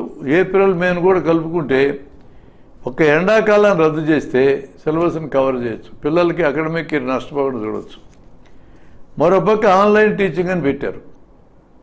దానికి భయపడుతున్నారు ఎక్కువ మంది తల్లిదండ్రులు. మా పిల్లలకి ఆన్లైన్ టీచింగ్ చెప్పుకోవడానికి అవకాశం లేనప్పుడు మా పిల్లలు నష్టపోతారు కదా. పిల్లలు వాళ్ళ దిగువ మధ్య తరగతి పిల్లలే కదా నష్టపోతుంది, పేద పిల్లలు ఇంకా నష్టపోతారు. ఇప్పటికే చదువు విషయంలో డబ్బున్న వాళ్ళకి లేని వాళ్ళకి చాలా అంతరాలు ఉన్నాయి. ఇప్పుడు ఈ కరోనా వల్ల అంతరాలు మరింత పెరుగుతాయి. అందుకని అకాడమిక్ ఇయర్ రద్దు చేసి పడేయండి. జనవరి నుంచి అకాడమిక్ ఇయర్ నడుపుకోండి. లేకపోతే కొంతమంది పిల్లలకి ఆ వివక్షతో ఎక్కువ నష్టం జరిగేటట్టు మనం ఎందుకు అనుమతించాలి? ఇది ఒక ఆలోచన, చేయదగినటువంటి ఆలోచనే. అసలు ఆన్లైన్ ఎడ్యుకేషన్ కావాలంటే స్మార్ట్ ఫోన్ ఉండాలి, దాంట్లో నెట్ బ్యాలెన్స్ ఉండాలి, ఎలక్ట్రిసిటీ ఉండాలి. అది ఊరికి బ్రేకే వస్తూ ఉంటుంది. స్కూల్లో అయితే డైరెక్ట్ ఇంటరాక్షన్ టీచర్తో ఉంటుంది. ఆ ఇంటరాక్షన్ వల్ల అది ఇంట్రెస్టింగ్గా మారుతుంది. ఇప్పటికే చాలా లోపాలు ఉన్నప్పటికి కూడా, ఎందుకంటే పిల్లల సెంటర్డ్గా ఎడ్యుకేషన్ ఉండాలి, టీచర్ సెంటర్డ్గా ఉండకూడదు, సిలబస్ సెంటర్డ్గా ఉండకూడదు, స్కూల్ సెంటర్డ్గా ఉండకూడదు. అలాంటి లోపాలు ఉన్నా కూడా మొత్తం మీద టీచర్ ఎదురుగా ఉంటున్న ఇంటరాక్షన్ వేరు. టీచర్ ఎదురుగా లేకుండా ఆన్లైన్లో పెడితే పిల్లలకి సరిగా రావడం లేదు అని చెప్పి ఖాళీ చేసి పక్కన పెట్టచ్చు దాన్ని, స్మార్ట్ ఫోన్ని. స్మార్ట్ ఫోన్లు ఎంతమందికి ఉన్నాయి, కరెంట్ ఎన్ని చోట్ల ఉంది, బ్యాలెన్స్ ఎంతమందికి ఉన్నాయి, ఇవన్నీ ప్రాబ్లమ్స్. ఈ ప్రాబ్లమ్స్కి సరైన పరిష్కారం తల్లిదండ్రులకి కాన్ఫిడెన్స్ వచ్చేదాకా ఆగి తర్వాత అకాడమిక్ ఇయర్ స్టార్ట్ చేయొచ్చు. కాన్ఫిడెన్స్ రావాలంటే యూనివర్సల్ ఇమ్యునైజేషన్ పిల్లలకి, టీచర్లకి, డాక్టర్లకి టాప్ ప్రయారిటీలో ఇవ్వాలి. డాక్టర్లు జనాన్ని కాపాడడానికి, టీచర్లు దేశాన్ని కాపాడడానికి, పిల్లలు దేశాన్ని భవిష్యత్తులో కాపాడడానికి ముందు వాళ్ళకి టాప్ ప్రయారిటీలో వ్యాక్సినేషన్ ఇవ్వాలి. ఏ దేశం వ్యాక్సిన్ కనిపెట్టి తగినటువంటి పద్ధతుల్లో ప్రయోగం చేసి ఇది పనిచేస్తుంది తేల్చినా, అది ఏ దేశమన్నా తేల్చని. ఆయా దేశాల మీద మనకి ఏమి ఇంప్రెషన్స్ ఉన్నాయి అనవసరం. ఆ దేశాల దగ్గర మనం వ్యాక్సిన్ తెచ్చుకోవాలి. వ్యాక్సిన్ ఇచ్చే దేశాలు కూడా ఇది ఒక వ్యాపారం కింద చూడకుండా ఒక హ్యుమానిటేరియన్ ఎఫర్ట్ కింద చూసి తక్కువ రేటుకి వ్యాక్సిన్లు ఏ దేశం అడిగినా సప్లై చేయడానికి అవి సిద్ధపడటం న్యాయమని చెప్పి మనం భావించాల్సి ఉంటుంది. ఇప్పటివరకు మనం చేసిన ప్రచారం ఏంది? పబ్లిక్ విద్య పనికి మాలింది, పబ్లిక్ వైద్యం పనికి మాలిందని ప్రచారం చేశాం. ఆసుపత్రులు బాగుండవు, వసతులు ఉండవు, డాక్టర్లు బాగుండరు, స్టాఫ్ ఉండరు, బెడ్లు ఉండవు, ఇట్టు ప్రచారం చేశాం. అవి వాటంతటే బాగలేకుండా పోయినాయా? వాటికి అవసరమైన నిధులు ఇవ్వకుండా, వనరులు ఇవ్వకుండా బాగలేకుండా చేశామా? ప్రైవేటు ఆసుపత్రులు బాగు కావడానికి ప్రభుత్వ ఆసుపత్రులు మనమే నాశనం చేసినాం, మన ప్రభుత్వాలే నాశనం చేసినాయి.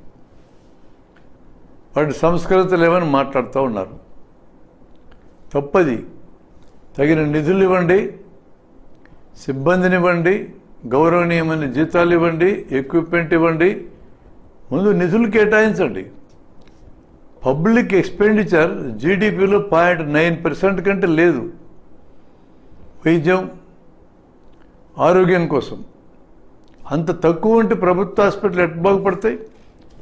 జనం తమ జేబుల్లోంచి 160% ఖర్చు పెట్టుకోవాల్సి వస్తూ ఉంది. కనీసం 3% లేకుండా వైద్యశాలలు బాగు చేయలేము. అట్లా ప్రజల ఆరోగ్యానికి బాధ్యత వహించిన నేషనల్ హెల్త్ సర్వీస్ బ్రిటన్ ఉంది, స్కాండినేవియన్ దేశాలు ఉన్నాయి, చాలా దేశాలు అట్లాంటి బాధ్యత వహించి ఉన్నాయి కదా. అలాంటి దేశాలు ఎక్కువ భాగం కరోనా వచ్చినప్పుడు కూడా జాగ్రత్తగా పనిచేయగలిగాయి కదా. అవి పెట్టుబడిదారి దేశాలా లేక కమ్యూనిస్ట్ దేశాలా మనకు అనవసరం. ఏ దేశాల్లో అయితే ప్రజల ఆరోగ్యం గురించి ప్రభుత్వాలు బాధ్యత వహించినాయో, అంటే ప్రజారోగ్య వ్యవస్థ గురించి జాగ్రత్తగా ఉన్నాయో, అట్లాంటి చోట్ల కరోనా విషయంలో చాలా భద్రంగా పనిచేసినాయి. మన దేశంలో ఆ విధంగా కాకుండా ప్రైవేట్ వాళ్ళకి మొత్తం దోచిపెట్టే కార్యక్రమం పెట్టాం. కార్పొరేట్ వైద్యం, క్వాలిటీ వైద్యం అని ప్రచారం చేశాం. అటువంటి ఎవిడెన్స్ ఏం లేదు. రోగాల బరువు అనే కన్సెప్ట్ ఉంది. ఈ రోగాల బరువు అనే కన్సెప్ట్ ఏంటంటే ఈ దేశంలో ఉన్న ప్రజలందరికీ ఒక ఏడాదిలో వచ్చిన మొత్తం రోగాల సంఖ్య. ఇందులో వాటంతటే తగ్గే జబ్బులు కొన్ని ఉన్నాయి, అసలు జబ్బు కాకపోతే జబ్బు అనుకునే కొన్ని ఉన్నాయి. వాటంతటే తగ్గే జబ్బుల్లో మామూలు జ్వరాలు, వైరస్ జ్వరాలు కానీ జలుబిట్టాటి ఉన్నాయి. జబ్బు కాకపోతే జబ్బు అనుకునే దాంట్లో ఏదైనా డిన్నర్కి వెళ్ళావు, భారీగా తిండి తిన్నావు, కడుపు నొప్పి వచ్చింది, అది జబ్బే కాదు, ఒప్పుడు సెలవిస్తే బాగవుతుంది. కొన్ని జబ్బులు ఉంటాయి, చర్మం కింద గడ్డలు లాంటివి, చంకల్లో గడ్డలు, గజ్జల్లో గడ్డలు లాంటివి, లింఫ్ నోడ్స్ అంటారు. ఇవి పెరగవు, తరగవు, అట్లే ఉంటాయి, నేనేం చేయవు. ఇది 3వ రకం. ఇక 4వ రకం ఉంది, సైకోసోమాటిక్ జబ్బులు. మానసిక ఒత్తిడి పెరిగితే దాని ఫలితంగా శరీరం మీద వచ్చే జబ్బులు దాదాపు 40 పెద్ద జబ్బులు ఉన్నాయి. ఈరోజు టెన్షన్ లేనిది ఎవరికి, అందరికీ టెన్షన్ పట్టించినాం. ప్రతి వృత్తిలో ఉండే టెన్షన్ ఉంది. ఆఖరికి పసిపిల్లలకు కూడా ర్యాంకులు మార్కులు పెడితే టెన్షన్ పట్టించినాం. ఈ 4 రకాల రోగాలు మొత్తం రోగాల్లో 100లో 90 ఇట్లాంటి జబ్బులు కూడా ప్రైవేట్ హాస్పిటల్కి వెళ్తాయి. కనీసం 30% ప్రైవేట్ హాస్పిటల్కి వెళ్ళే రోగుల్లో ఇలాంటి జబ్బులే ఉంటాయి. కనీసం అది కొన్ని చోట్ల 50% కూడా ఉంటాయి. 100-200 ఫీజు తీసుకొని వైద్యం చేసే డాక్టర్ దగ్గరికి ఈ 90 రకాల జబ్బులో ఒకడు వస్తాడు. సార్ నాకు అజీర్తి సార్ అంటాడు. నీకు ఎందుకు అజీర్తి వచ్చిందా, ఏం తిన్నామని అడిగే ఓపిక కూడా ఉండదు. ఒక్కోసారి అడిగితే చెప్తున్నాడు, డిన్నర్ తిన్నా సార్, ఎక్కువ తిన్నా అందుకని వచ్చిందని. అప్పుడు ఏం చెప్పాలా? సరైన జవాబు డాక్టరు, ఒక పూట తిండి తినగాకపోయా అంతా సెట్ అయిపోద్దని చెప్పాలా. అది కరెక్ట్ వైద్యం. రోగి ఏమనుకుంటాడు, నీకు 100 రూపాయలు ఇచ్చింది చెప్పించుకోవడానికా అని అనుకుంటాడేమో డాక్టర్ అనుకుని, నువ్వు స్కానింగ్ చేయించుకో, ఎండోస్కోపీ చేయించుకో, రక్త పరీక్ష చేయించుకో, 2000 ఖర్చు పెట్టిస్తాడు. ఆ పరీక్షలు దాదాపు ఏమీ జబ్బు లేదని వచ్చినా కూడా నీకేం జబ్బు లేదు పరీక్షలు అని చెప్తే, ఏం జబ్బు లేని దానికి పరీక్షలు ఎందుకు చేయించావు తిడతాడేమో అనే భయంతో ఒక 1000 రూపాయలు మందులు రాయిస్తాడు. అంటే 3000 రూపాయలు నీ జేబులో వదిలిస్తే నీకు తృప్తి. డాక్టర్కి 100 ఇవ్వటం న్యాయమే అనుకుంటావు. ఇలాంటి కల్చర్ వచ్చింది, దిక్కుమాలిన హెల్త్ కల్చర్ ఇది. న్యాయంగా అయితే నీకు 3000 ఖర్చు కాకుండా నీకే జబ్బు లేదు ఇంటికి పో అని సక్రమమైన సలహా ఇచ్చిన డాక్టర్కి 100 కాదు 200 ఇటు న్యాయం. ఎప్పుడైతే ప్రభుత్వ వైద్యం ఉంటుందో వాళ్ళు ఇట్లే చెప్తారు. బ్రిటన్ ఉంది, నేషనల్ హెల్త్ సర్వీస్ ఉండే బ్రిటన్లో జ్వరంతో ఎవరైనా వాళ్ళ ఫ్యామిలీ డాక్టర్ దగ్గరికి వస్తే 5 రోజుల దాకా ఆగండాయా, జ్వరం తగ్గకపోతే తప్పుడు రాని అంటారు. అంత అడ్వాన్స్డ్ కంట్రీలోనే అలాంటి లైన్ తీసుకున్నప్పుడు మనకేం రోగం వచ్చిందండి? ప్రతి చిన్న జబ్బును పడే దానికంతా అడ్డుగోలుగా వైద్యాలు చేయించడానికి. యాక్చువల్గా డాక్టర్లని కార్పొరేట్ వైద్యశాలలో ఉన్న వాళ్ళని నేను అనడంలా, అక్కడ ఉండే డాక్టర్లు కూడా జీతగాళ్ళే. కార్పొరేట్ వైద్యశాలలు పెట్టినటువంటి టైకూన్స్ ఉన్నారు, కార్పొరేట్లు, వాళ్ళు ఈ దీంట్లో భాగస్వాములు. వీళ్ళందరికంటే పెద్ద భాగస్వాములు ఎవరంటే మందులు తయారు చేసే మందుల కంపెనీలు, పరీక్షా సాధనాలు తయారు చేసే కంపెనీలు, ఆపరేషన్ సామాగ్రి తయారు చేసే కంపెనీలు. ఈ ఖర్చులు తట్టుకోలేక రోగులందరూ ఇన్సూరెన్స్ చేరాలి, రోగుల దెబ్బకు తట్టుకోలేక డాక్టర్లందరూ ఇన్సూరెన్స్లు చేరాలి, ఇన్సూరెన్స్ కంపెనీలు. ఈ 4 కంపెనీలు కలిపి ఆరోగ్య పరిశ్రమ అని పిలువబడి ఒక అనారోగ్య పరిశ్రమ. ప్రపంచంలో అతిపెద్ద పరిశ్రమ ఆయుధాల పరిశ్రమ. ప్రపంచంలో యుద్ధాలు జరుగుతూ ఉంటేనే ఆయుధాల పరిశ్రమ బతికుంటుంది. ప్రపంచంలో 2వ అతిపెద్ద పరిశ్రమ ఆరోగ్య పరిశ్రమ అనబడే అనారోగ్య పరిశ్రమ. ఆ పరిశ్రమలో ఉన్న వాళ్ళు బయటికి కనపడరు, బయటికి కనపడేది డాక్టరు. కాబట్టి జనానికి కోపం వస్తే తిట్టేది తన్నేది డాక్టర్లని, అసలు దొంగలు చేతికి చిక్కరు. ఇలాంటి కార్పొరేట్ హాస్పిటల్ మొత్తం పడుకున్నా కూడా జనమేం సావలా. ఎందుకంటే 100కి 90 రోగాలు చచ్చే రోగాలు కాదు కాబట్టి. మందుల షాపుకి వెళ్ళినారు, తలకాయ నొప్పికో బిల్ల, కడుపు నొప్పికో బిల్ల ఇట్లాంటి కొనుక్కొచ్చుకున్నారు, లాక్డౌన్ పీరియడ్లో బతికారు. ఇప్పుడు లాక్డౌన్ తీసిన తర్వాత ప్రైవేట్ హాస్పిటల్ అని జూలు విధులిచ్చినాయి, పక్కా వ్యాపారంలోకి వెళ్ళిపోయినాయి ఎక్కువ భాగం. అందరిని అనడంలా, అందరూ డాక్టర్లను కూడా అనే ఉద్దేశం నాకు లేదు. ఎట్లా వ్యాపారంలోకి వెళ్ళినాయో మీరు గమనించండి. ఒక పక్క మాస్కుల వ్యాపారం మొదలెట్టినారు. ఏం పాయింట్తో మొదలెట్టినారు వాళ్ళు? గాలి ద్వారా వైరస్ వెళ్తుంది అనే ఒక పాయింట్ని ఆధారం చేసుకుని మా మాస్కులు అయితే ఫిల్టర్ చేస్తాయి అనే పేరు తెల్లాయి. ఇప్పుడు ఇందాక నేను చూపించిన ఈ మాస్క్ 30 రూపాయలు అవుతుంది. ఇక్కడ ఫిల్టర్ ఉంది, ఈ ఫిల్టర్ ఉన్నందుకు. ఇంకా పెద్ద పెద్ద మాస్కులు వచ్చినాయి, 1000 రూపాయల మాస్క్. ఇది చూడు ఎంత అందంగా ఉందో. అట్లా మాస్కుల వ్యాపారం ఇబ్బడిగా పెంచారు. ఇది ఒక పక్క ఆ వ్యాపారం చేసే వాళ్ళు చేస్తుంటే, వైద్య వ్యాపారంలో ఉన్న వాళ్ళు ఏం చేశారంటే, మందులు ఈరోజు కరోనాకు వాడబడే మందులు, ఈ మందుల్లో ఏ ఒక్క మందు కూడా స్పష్టంగా ఇది కరోనాకే పనిచేస్తాం లేదు. జనం భయం కోసం వాడుతున్న మందులు, మార్జినల్ బెనిఫిట్ ఉండేవి. చిన్న చిన్న స్టడీస్లో 30 మంది 50 మంది 100 మందికి చేసిన స్టడీస్లో ఈ మందు పనిచేస్తున్నట్టు కనపడుతుంది. అటువంటి వాటన్నిటినీ ఈరోజు ప్రమోట్ చేస్తున్నారు. ఇప్పుడు అజిత్రోమైసిన్ అని కానీ, అమాక్సిక్లావిలినిక్ యాసిడ్, డాక్సిసైక్లిన్, ఐవర్మెక్టాల్, బెరిపెనం అంటే చాలా ఖరీదు, 2-3 వేలు అవుతుంది ఒక బుడ్డి, 30 వేలు అవుతుంది ట్రీట్మెంట్ కోర్స్కి. ఇట్లాంటి మందులన్నీ ప్రమోట్ చేస్తున్నారు. వేటికి ఈ జబ్బు తగ్గిందని మనం చెప్పలేం. శరీరంలో ఉండే రెసిస్టెన్సే తగ్గించి ఉండొచ్చు కూడా. అది కాకుండా ఇతర వైరస్ జబ్బులకు పనిచేసే ఫెవిపిరవీరు, హెచ్ఐవికి వాడే మందులు, రెమిడిసివిర్, ఈ మందులను కూడా ఈ జబ్బుకి ప్రమోట్ చేస్తున్నారు. పూర్తిగా పనికిరావని చెప్పడం నా ఉద్దేశం కాదు. క్రిటికల్ కేసులకి వేరే మార్గం లేనప్పుడు ఇటు ఏదో ఒక మందు వాడి ధైర్యం కల్పించడం ఒక భాగము, ఎంతో కొంత వైరస్ని ఎదుర్కోవడానికి ఉపయోగపడటం ఒక భాగం. అలా వాడుకోవచ్చు. కానీ ఇంతవరకు వీటిలో ఏ మందు అయినా ఈ మందు ది డ్రగ్ ఫర్ కరోనాకి ఇది ఖచ్చితమైన మందు అనడానికి పనికొచ్చే డేటా చేతిలో లేదు. ఇది మందుల కంపెనీలన్నీ పిచ్చ వ్యాపారం మొదలెట్టినాయి. దీంతో పరీక్షా సాధనాలు చేసే వాళ్ళు వ్యాపారం మొదలెట్టారు.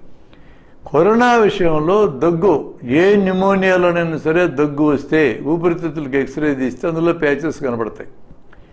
ప్యాచెస్ కనపడగానే లక్షణాలను ఆధారం చేసుకుని ఈ లక్షణాలు తీవ్రమైన లక్షణాలు కాదా అనే దాని దృష్టితో ట్రయేజ్ చేసి వైద్యం చేయాల్సినటువంటి పరిస్థితి ఉంటే, ఎక్స్రే చెస్ట్లో కనపడినా కనపడకపోయినా హై రెజల్యూషన్ సిటీ చేయించమని చెప్తున్నారు.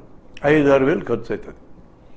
ఇంత విచ్చలవిడిగా చేయించాలన్నా ఎక్స్రేతోనే 190 కేసులకు వైద్యం చేయొచ్చు. 10 కేసులకి హెచ్ఆర్సిటీ చేయండి కాదనటంలా. 100 మందికి ఎందుకు చేయాలి? ఇది వైద్య వ్యాపారంలో భాగమవుతుంది, కరోనా వ్యాపారంలో భాగమవుతుంది. అలాగే పాజిటివ్ వచ్చి భయపడినటువంటి రోగి ఆసుపత్రికి వస్తే ప్రైవేట్ హాస్పిటల్కి ఇమీడియట్గా అడ్మిట్ చేసుకుంటున్నారు. రూమ్ రెంటు 40,000 నుంచి 30,000 నుంచి ₹1,00,000 దాకా అవుతుంది. ఒకవేళ కరోనా పాజిటివ్ కాబట్టి మేము వైద్యం చేస్తున్నాం, మేము పీపీఈ కిట్ వేసుకోవాలంటే పీపీఈ కిట్ ఖరీదుకు 2 రెట్లు వసూలు చేసుకో. 500 కూడా కిట్ వస్తూ ఉంది, ₹1,000 తీసుకో. ఇదివరకు 10,000కి ఇచ్చారు, ఇప్పుడు 40,000కి ఎందుకు ఇస్తున్నారు? 2 నెలలు లాక్డౌన్ పీరియడ్లో మూతపడ్డందుకు మొత్తం పాదంతా వసూలు చేసుకోవాలని ఆలోచనే కదా. 6 ఏళ్లలో ఎంత వసూలు చేసుకోగలరు? 3 నెలలు అంత వసూలు చేసుకున్న హాస్పిటల్లో ఉన్నాయి. హోటల్ని అద్దెకి తీసుకొని కరోనా సెంటర్స్ కింద మార్చినారు. అడ్డగోలు వసూళ్ళ కార్యక్రమం మొదలెట్టారు. ఒక డాక్టర్ అయితే ఆయన పాజిటివ్ ఉందని హాస్పిటల్కి వెళ్తే 13 రోజులు పెట్టుకుని 8 లక్షలు వసూలు చేశారు. గిట్టాడి ఎన్ని కథలో చెప్పనక్కర్లా. చిన్న తరగతి వాళ్ళు, దిగువ మధ్య తరగతి వాళ్ళు వీళ్ళందరినీ చూసి ప్రైవేట్ హాస్పిటల్ గొప్పగా పనిచేస్తే గవర్నమెంట్ హాస్పిటల్ సరిగా పనిచేయని ఉద్దేశంతో అప్పులు చేసి మళ్ళీ పోయి చేరుతున్నారు. ఈరోజు మిగతా రాష్ట్ర ప్రభుత్వాల సంగతి నేను స్పష్టంగా చెప్పలేను, కానీ మన రాష్ట్ర ప్రభుత్వం వరకు మందులు కానీ ఎక్విప్మెంట్ కానీ సిబ్బందిని కానీ అదనపు సిబ్బందిని రిక్రూట్ చేసుకుని కూడా గవర్నమెంట్ హాస్పిటల్కి విపరీతంగా ఇవ్వడం మొదలుపెట్టారు. 100% సాల్వ్ చేశారు అన్న కానీ గతంతో పోలిస్తే చాలా మెరుగు చేశారు. దిగువ మధ్య తరగతి అయినా పై మధ్య తరగతి అయినా ఆసుపత్రుల్లో చేరాల్సి వచ్చి ఆక్సిజన్ ఇవ్వాల్సి వస్తే ఆక్సిజన్, ప్లెంటీ ఆఫ్ ఆక్సిజన్ అందుబాటులో ఉంది. వెంటిలేటర్లు సరిపడా లేవనే మాట ఉంది, కొంత కొరవ ఉండొచ్చు. వెంటిలేటర్ దాకా వెళ్ళకుండా చేసుకునే మార్గం ఉంది.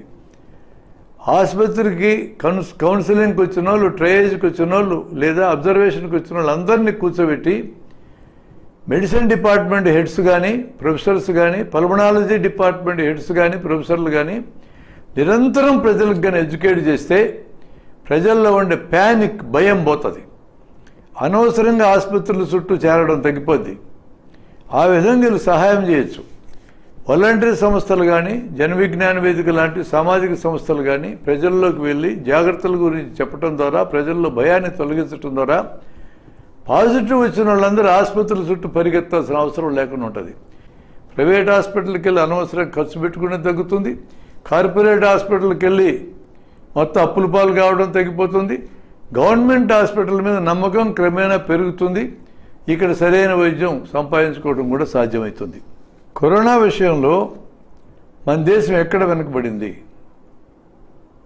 ప్రపంచవ్యాప్తంగా దేశాల యొక్క పెర్ఫార్మెన్స్ మనం చూస్తే కరోనా విషయంలో బాగా కట్టడి చేసిన దేశాల్లో south Korea, Taiwan, New Zealand, Germany, Vietnam, Cuba, Sri Lanka ఇలాంటి దేశాలు ఉన్నాయి. కరోనా విషయంలో అధ్వాన్నంగా కట్టడి చేసిన దేశాల్లో ప్రపంచంలో అగ్రరాజ్యం అని పిలువబడే అమెరికా ఇక్కడ కూడా అగ్రరాజ్యమే.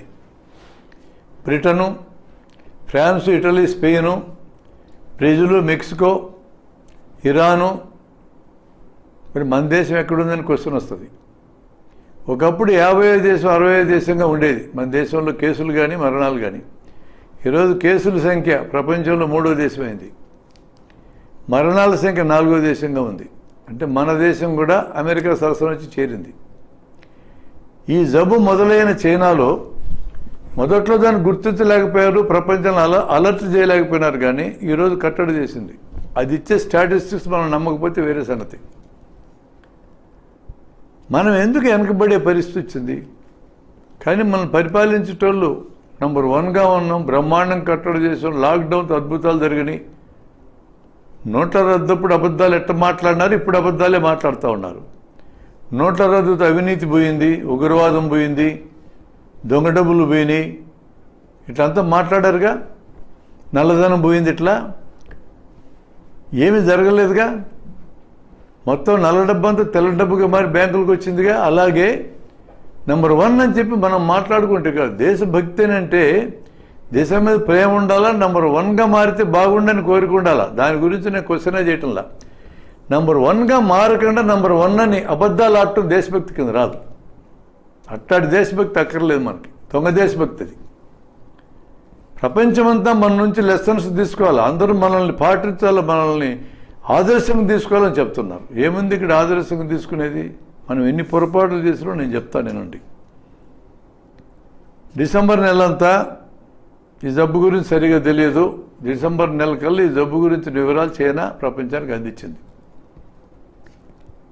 జనవరి నెల మొత్తము విమానాలు ఎక్కి విదేశాల నుంచి జనం మన దగ్గరికి వచ్చారు, జబ్బును కూడా మోసుకొచ్చారు. జబ్బు యొక్క వ్యాప్తి మొదటి దశ అది. ఈ దశలో విమానం దిగినోళ్ళు దిగినట్టు పట్టుకొని క్వారంటైన్కి, ఐసోలేషన్కి పంపించి 16 రోజులైనా వదిలి ఉండొచ్చు కదా. అసలు ఈ జబ్బు మన దేశంలో మొదలైంది కాదు కదా. మన దేశానికి ఎక్కడి నుంచి వచ్చింది? విదేశాల నుంచే కదా వచ్చింది. ఈ నెల అంతా మనం వృధా చేసుకున్నాం. జనవరి 30వ తేదీ మొట్టమొదటి జబ్బు కేరళలో ఒక మెడికల్ స్టూడెంట్కి వచ్చింది. వుహాన్ నుంచి వచ్చిన మెడికల్ స్టూడెంట్. 30వ తేదీ వస్తే 4వ తేదీ ఫిబ్రవరి 4వ తేదీకి మన హోంమంత్రిత్వ శాఖ అలర్ట్ అయి, ఖచ్చితంగా ఇది మంచి లక్షణం, అలర్ట్ అయి జనమందరూ గుంపులు కావద్దండి, ముఖాన్ని గుడ్డలు కట్టుకోండి, చేతులు కడుక్కోండి అనే డైరెక్షన్స్ ఇచ్చింది. మరి ఆ డైరెక్షన్లు ఇచ్చినాక అందరూ వాటిని పాటించాలిగా. ఈ మధ్య వైరల్ అవుతున్న మీరు చూశారుగా. చీఫ్ జస్టిస్ ఆఫ్ ఇండియా ఓ మోటార్ సైకిల్ మీద ఉండే ఫోటో వచ్చింది. ముఖానికి మాస్క్ లేదు, తలకాయకి హెల్మెట్ లేదు, భౌతిక దూరం లేదు. కోర్టులన్నీ డైరెక్ట్ హియరింగ్ ఆపేసి ఆన్లైన్ హియరింగ్ మొదలెడితే కోర్టులకేమో భౌతిక దూరం పాటించాలా, జనమందరూ భౌతిక దూరం పాటించాలా, ప్రభుత్వం చెప్పినట్టు అందరూ లాక్డౌన్లు ఉండాలా. కానీ న్యాయ విధానంలో అత్యంత ఉన్నతమైన స్థాయిలో ఉండేనా ముఖానికి మాస్క్ కట్టకపోతే ఏం మెసేజ్ పోతుందని ఒక లాయర్ మాట్లాడిన దానికి ఆయన మీద కేసు పెట్టారు. లాయర్ మాట్లాడినాడు. లక్షల మంది ఈరోజు ఆ ఫోటోలు చూస్తున్నారు. మరి వీళ్ళందరినీ జైల్లో పెడతారా, కేసులు పెడతారా? అట్లాంటి జరగకుండా జాగ్రత్త పడాలా, సుప్రీంకోర్టు యొక్క ఔన్నత్యాన్ని కాపాడాలని అనాలి తప్ప మనము ఇలాంటి చిల్లరాటి కేసులు పెడితే ప్రజలకు ధైర్యం ఎట్టొస్తుంది? అదే రకమైన సమస్య ఎక్కడొచ్చింది? 4వ తేదీ చెప్తే హోమ్ డిపార్ట్మెంటు ఫిబ్రవరి 24, 25 నమస్తే ట్రంప్ కార్యక్రమం అహ్మదాబాద్లో జరిపారు. లక్షల మంది పోయినారు. ఇది చేయదగిందేనా? మెట్రోపాలిస్గా ఉండే ఢిల్లీలో బాంబేలో ఎక్కువ కేసులు కనపడ్డాయంటే విమానాల్లో ఎక్కువ మంది వచ్చారు, అంటించారు అనుకోవచ్చు. ఈ 2 నగరాల తర్వాత నెక్స్ట్ నగరం అహ్మదాబాద్ ఎందుకయింది? నమస్తే ట్రంప్ వల్ల అయింది. మార్చి 1వ తేదీ నుంచి 21వ తేదీ దాకా తబ్లిగి అనే ముస్లింల యొక్క మీటింగ్ ఢిల్లీలో నిజాముద్దీన్ పోలీస్ స్టేషన్ పక్కనుండే నిజాముద్దీన్ మాస్క్లో 4,500 నుంచి 9,000 మంది పోగైనారు. 20 రోజులు పోగైనారు. వాళ్ళకి ఎందుకు అనుమతించినట్టు? జనమందరూ కలవద్దని అనుకున్నారు కదా. ఢిల్లీ పోలీస్ హోమ్ డిపార్ట్మెంట్ చేతిలో ఉంటుంది కదా. వాళ్ళు ఎందుకు పర్మిషన్ ఇచ్చినట్టు? పొరపాటు ఇచ్చుంటే ఎందుకు రద్దు చేసే వాళ్ళని వెనక పంపించలేదు? విదేశాల నుంచి వచ్చిన ప్రతినిధుల్ని విమానాశ్రయాల్లో ఆపేసి ఎందుకు పంపించలేదు? అలా వెనక్కి పంపించే ఆ ప్రొవిజను విదేశాంగ శాఖకు కదా ఉంటుంది. ఆ పని ఎందుకు చేయాలా? సరే, అది కూడా పోగొట్టుకున్నాం. అది పోగొట్టుకుని సోషల్ మీడియాలో ముస్లింలు కూడా రోగం పెరిగిందని చెప్పి ఒక చెత్త ప్రచారం చేశారు. అసలు వాళ్ళకి పర్మిషన్ ఎందుకు ఇచ్చినారు? ఎవరు పర్మిషన్ ఇవ్వమన్నారు వాళ్ళని?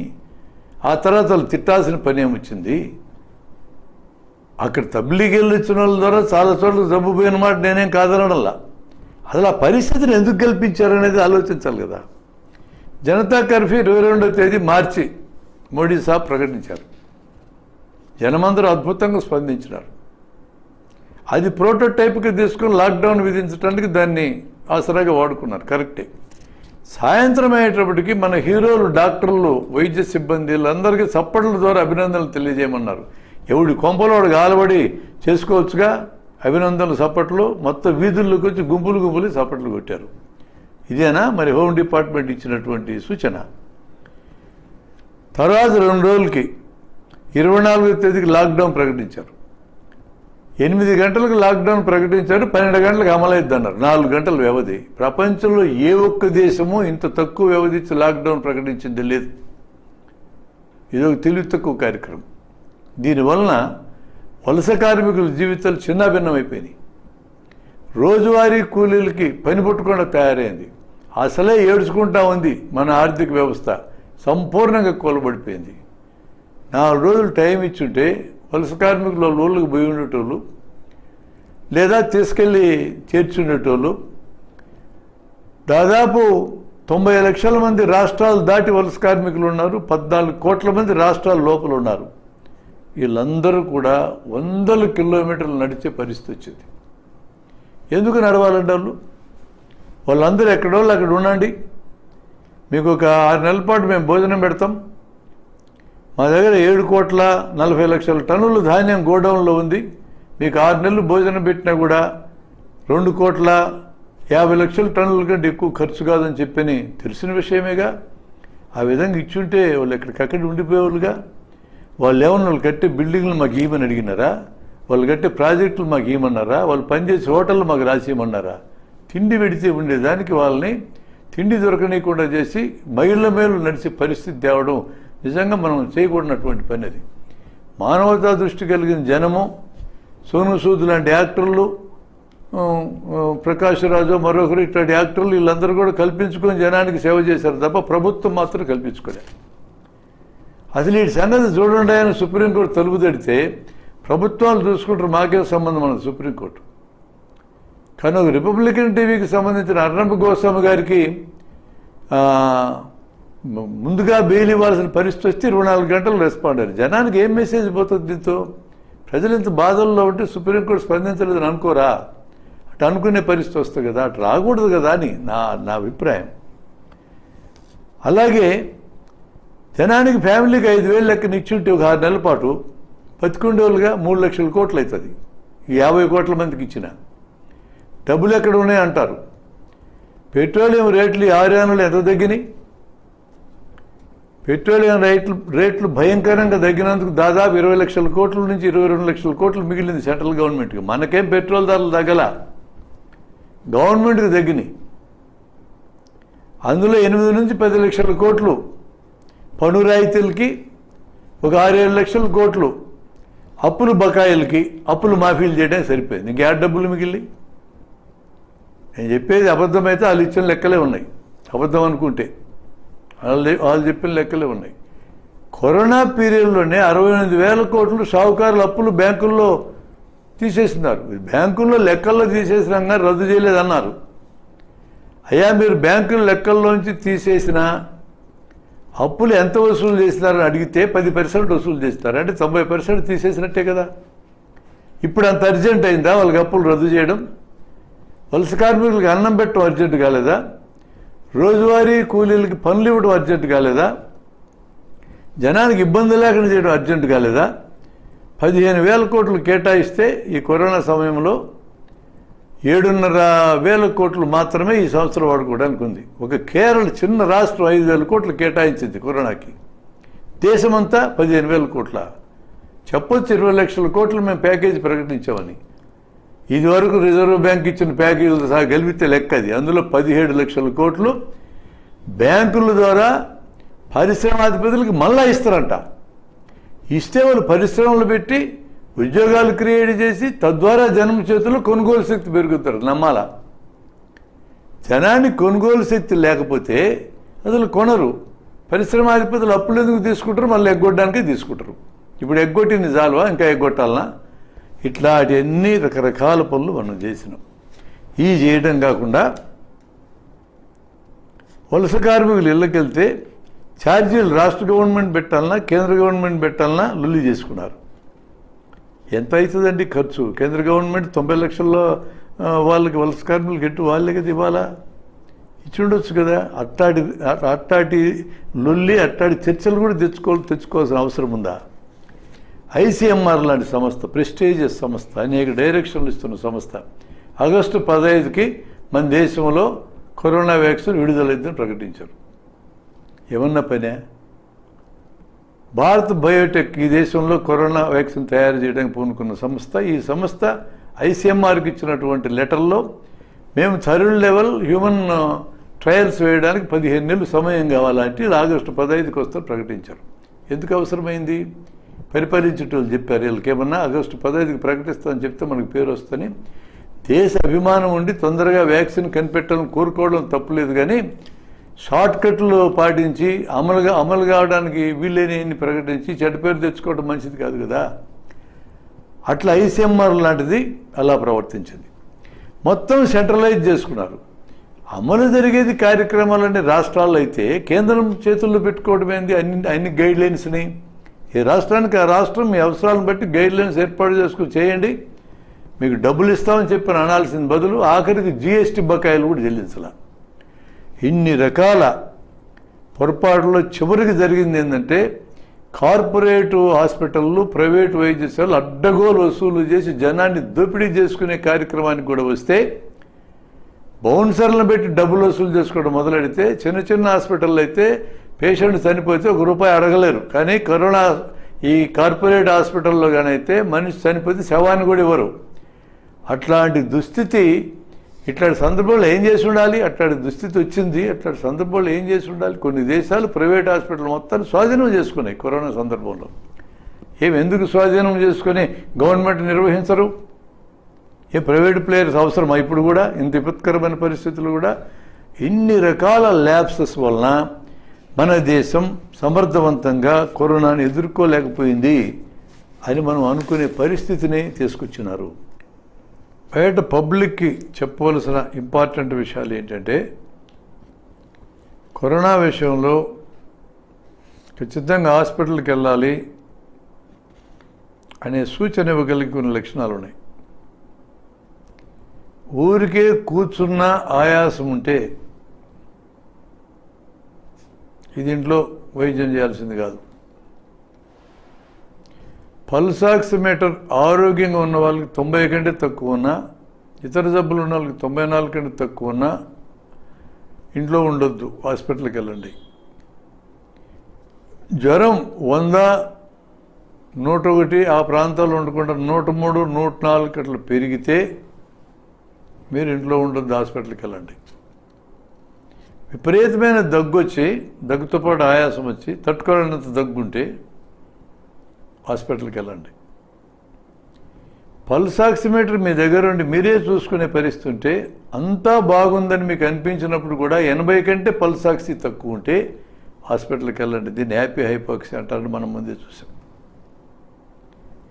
ఒక్కసారి ఈ లక్షణాలు మీకు ఉన్నాక రిస్క్ తీసుకోకూడదు. హాస్పిటల్కి వెళ్తే అక్కడ ట్రయేజ్లో సమగ్రంగా పరీక్ష చేసి మిమ్మల్ని హోమ్ ఐసోలేషన్కి పంపచ్చా, వాళ్ళ దగ్గర ఐసోలేషన్ పెట్టుకోవాలన్నా, అడ్మిట్ చేసుకోవాలన్నా, ఆక్సిజన్ పెట్టాలన్నా, అంతకంటే పై వైద్యం చేయాలో నిర్ణయిస్తారు. ఈ లక్షణాలు ఖచ్చితంగా గుర్తుపెట్టుకోవాలి. అక్కడేం చేస్తారు? సిబిపి కంప్లీట్ బ్లడ్ పిక్చర్ చేస్తారు. కరోనా వైరస్లో చాలామందికి లింఫోసైట్స్ తగ్గుతున్నాయి. కంప్లీట్ బ్లడ్ పిక్చర్లో అది బయటపడుతుంది. ఈఎస్ఆర్ రైజ్ అవుతుంది, అంటే శరీరంలో ఏదో డిసీజ్ ప్రాసెస్ ఉందని అర్థం. సి రియాక్టివ్ ప్రోటీన్ అనే పరీక్ష చేస్తారు. ఇది రైజ్ అయినా జబ్బు ఉంది ఇక్కడ యాక్టివ్గానే అర్థం. సీరం ఫెరిటిన్ అనే పరీక్ష చేస్తారు. ఇది కూడా శరీరంలో జబ్బు ఉందని తెలియజేయడానికి ఒక ఇండికేటర్. లివర్ ఫంక్షన్ టెస్టులు చేస్తారు, లివర్ ఎట్లా ఉందో తెలియడానికి కాలేయం. సీరం క్రియాటినిన్ చేస్తారు, మూత్రపిండాలు ఎట్లున్నాయో తెలియడానికి. డి డైమర్ అనే ఇంపార్టెంట్ పరీక్ష చేస్తారు. డి డైమర్ అనేది ఎందుకు ఇంపార్టెంట్ అంటున్నానంటే, కరోనా జబ్బులో మైక్రోవాస్కులర్ ప్రాబ్లం అనేది వస్తుంది. అంటే సన్నటి కెసనాలికల్ సైజు ఉండే రక్తనాళాల్లో రక్తం గడ్డగడుతుంది. దాన్ని గుర్తుపట్టడానికి డి డైమర్ పరీక్ష పనికొస్తుంది.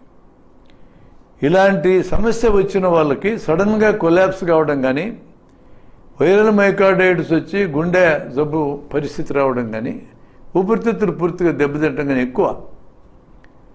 అందువలన డి డైమర్ పరీక్ష ఇంపార్టెంట్ పరీక్ష.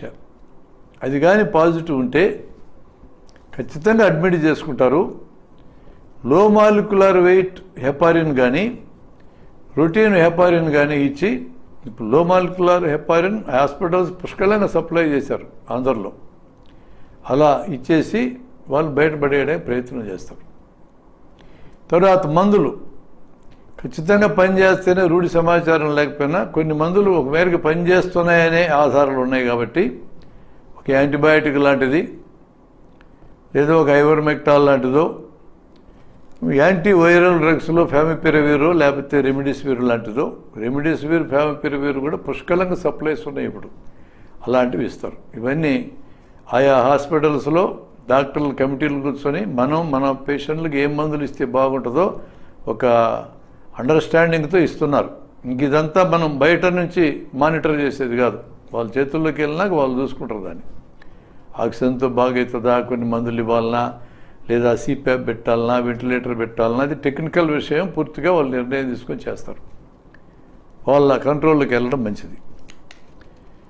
ఇంకా అంతకంటే ముదిరినటువంటి కేసులు అరుదుగా మనకి పత్రికల్లో వస్తుంటాయి. సెలబ్రిటీస్ కొంతమంది హాస్పిటల్స్లో చాలా రోజులు వెంటిలేటర్ మీద ఉన్నారు, ఒకరోజు ఇంప్రూవ్ అవుతుంది, ఒకరోజు ఇంప్రూవ్ కావట్లేదు, ఇలాంటి డైలాగ్స్ అని వింటున్నాం. వాళ్ళందరూ బాగుపడాలనే మన కోరిక, వాళ్ళకి నష్టం జరగాలని మనం ఏం కోరుకోం. బాలసుబ్రహ్మణ్యం, అమిత్ షా, ఇటు వాళ్ళందరూ బాగు కావాలని మన కోరిక. మనుషులు చనిపోవాలని కోరుకునే క్రిమినల్ మెంటాలిటీ ఎవరికి లేదు, ఉండకూడదు కూడా. కానీ వాళ్ళకి ఖరీదైన ఇవన్నీ అందుబాటులో ఉంటాయి. అవన్నీ అందుబాటులో మరీ పేదలకు దొరకపోవచ్చు. కానీ ఈరోజు ఒక సాధారణమైన లెవెల్కి గవర్నమెంట్ హాస్పిటల్లన్నీ మరీ ఎక్స్ట్రీమ్ పరిస్థితి అయితే చెప్పలేం, కానీ అందరినీ అన్నింటినీ అందుబాటులో పెట్టారు. ఇప్పుడు బాలసుబ్రహ్మణ్యం లాంటి వారికి అయితే గుండె ఊపిరితిత్తులు బలంగా పనిచేయకపోతే బయట హార్ట్లాగా మిషన్ పెట్టి సపోర్ట్ చేసే లెవెల్కి వెళ్ళారు. చాలా ఖరీదు అవుతుంది. ఖరీదైనా పెట్టుకోగలరు, లేదా ప్రభుత్వాలు సహాయపడగలరు. ప్రతి ఒక్క రోగికి కూడా ఎంత జాగ్రత్త తీసుకోగలిగే స్థాయికి దేశం రావాలని మనం కోరుకునేది. ప్రజారోగ్య వ్యవస్థ భద్రంగా ఉండాలని మనం కోరుకుంటున్నాం. ఇక మందుల్లో ఒక మందు గురించి మనం గట్టిగా చెప్పుకోవాలి. కార్టిజోన్ మందు, డెక్సామెథజోన్ కానీ మిథైల్ ప్రెడిసోలోన్ కానీ. ఈ మందుని ఏ లక్షణాలు లేని వాళ్ళకి వాడకూడదు, కొద్దిపాటి లక్షణాలు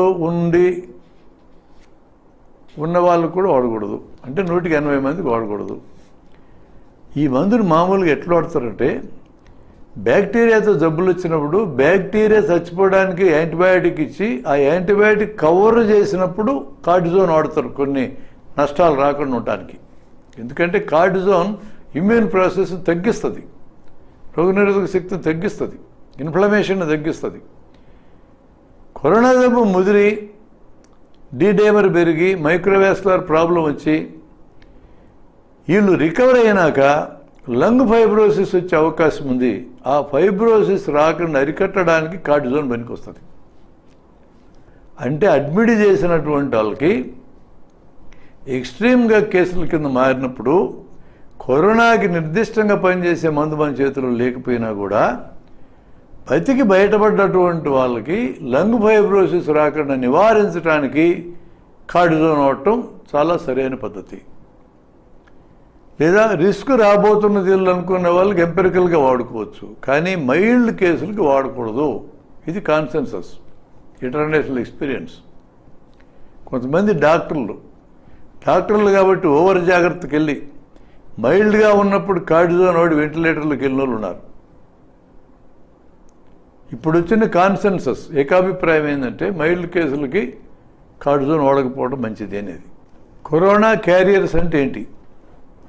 కరోనా పాజిటివ్ వస్తుంది, వీళ్ళకి ఏ లక్షణాలు ఉండవు, వాళ్ళకేమీ నష్టం జరగదు, కానీ వీరి నుంచి కరోనా వైరస్ బయటికి వెళ్తుంది.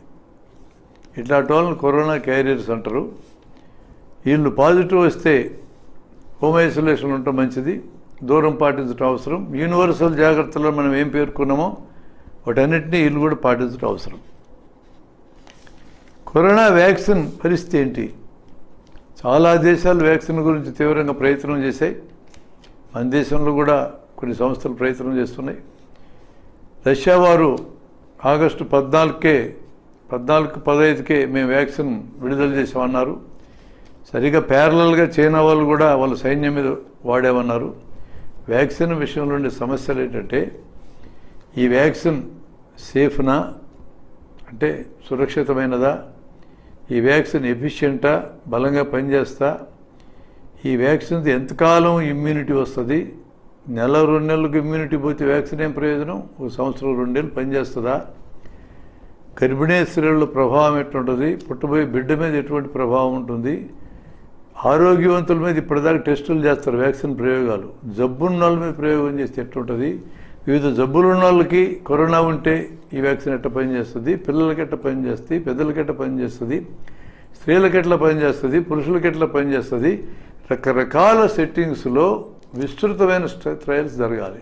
ముందు యానిమల్ ఎక్స్పెరిమెంట్స్ అయినాక చిన్న గ్రూప్తో మొదటి లెవెల్ ట్రయలు, కొంచెం పెద్ద గ్రూప్తో 2వ లెవెల్ ట్రయలు, లార్జ్ స్కేల్లో కొన్ని వేల మందికి 3వ లెవెల్ ట్రయల్ అయిన తర్వాత మాత్రమే విడుదల చేయాలనేది ఇంటర్నేషనల్ ప్రోటోకాల్. ఆ ప్రోటోకాల్ స్ట్రిక్ట్గా పాటిస్తే ఏ వ్యాక్సిన్ 2 సంవత్సరాల నుంచి 10 ఏళ్ళ లోపల బయటికి రాదు. ఇప్పుడు విపత్కరమైన పరిస్థితులు ఉన్నాం కాబట్టి కొంత వేగంగా ఈ ప్రాసెస్ జరుపుదామనుకుని చివరి ట్రయల్ని స్కిప్ చేసింది రష్యా. అంటే లార్జ్ స్కేల్లో జనం మీద ట్రయల్ చేయటం, డైరెక్ట్గా ఇచ్చేసి అదే ట్రయల్ కింద భావిస్తూ ఉన్నారు. దీన్ని యాక్సెప్ట్ చేయాలా లేదా ఆయా దేశాలు ఇష్టం. ఆ దేశం యాక్సెప్ట్ చేసింది, వాళ్ళు జనానికి ఇచ్చుకోవడం మొదలెట్టింది. ఎవరినైతే మా జనానికి అవుతుంది కదా, మాకు తొందరగా ఉందని చెప్పి అన్నది. బయట దేశాలు ఏం చేయాలి? అది పనికిమాలిన పద్ధతి, అది చేయకూడదు. ఇది తిట్టడం కంటే అబ్జర్వ్ చేసుకోండి, పని చేసింది అనుకోండి, స్వీకరించండి, పని చేయకపోతే పని చేయలేదని చెప్పండి. నీ రష్యా మీద కోపం ఉండొచ్చు, చైనా మీద కోపం ఉండొచ్చు, దానికి వాళ్ళని తిట్టాల్సిన అవసరమైంది. వాళ్ళ జనం మీద తెచ్చుకుంటున్నారు.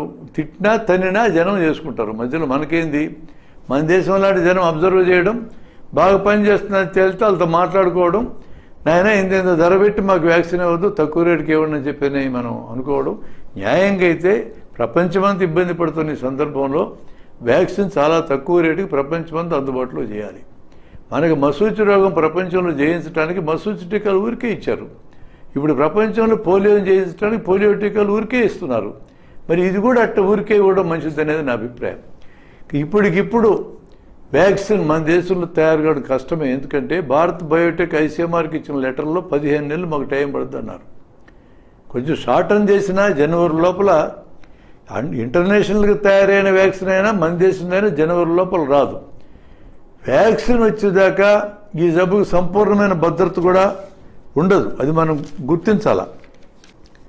నాకు ఎటువంటి కాంటాక్టు లేదండి, నాకు కరోనా పాజిటివ్ వచ్చింది అని చాలామంది అంటుంటారు.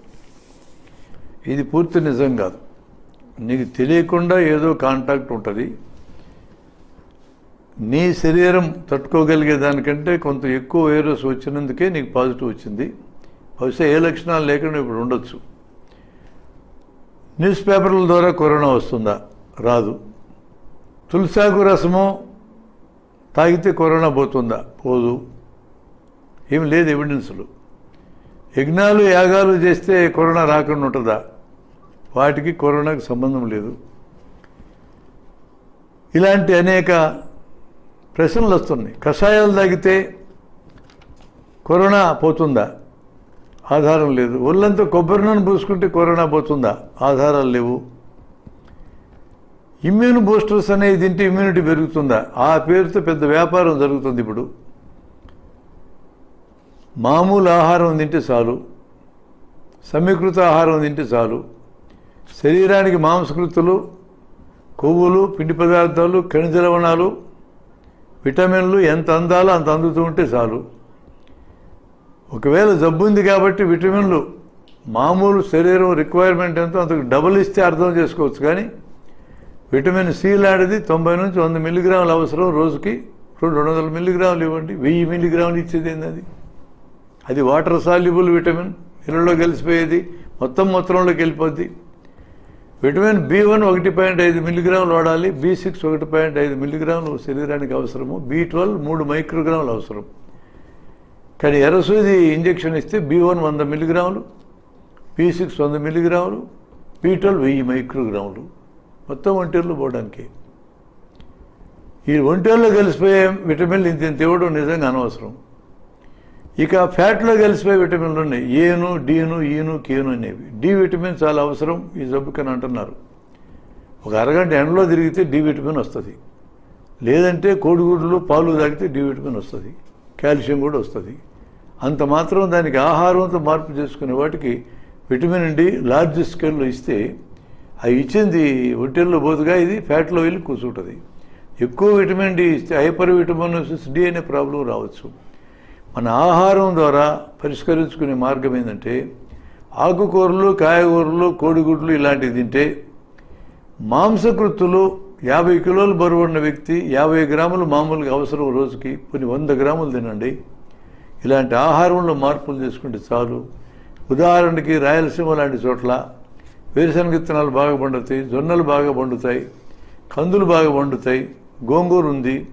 ఈ 4 ఆహార పదార్థాలు ఎటువంటి విటమిన్ డెఫిషియన్సీ రాకుండా, ప్రోటీన్ డెఫిషియన్సీ రాకుండా అద్భుతంగా జీవించవచ్చు.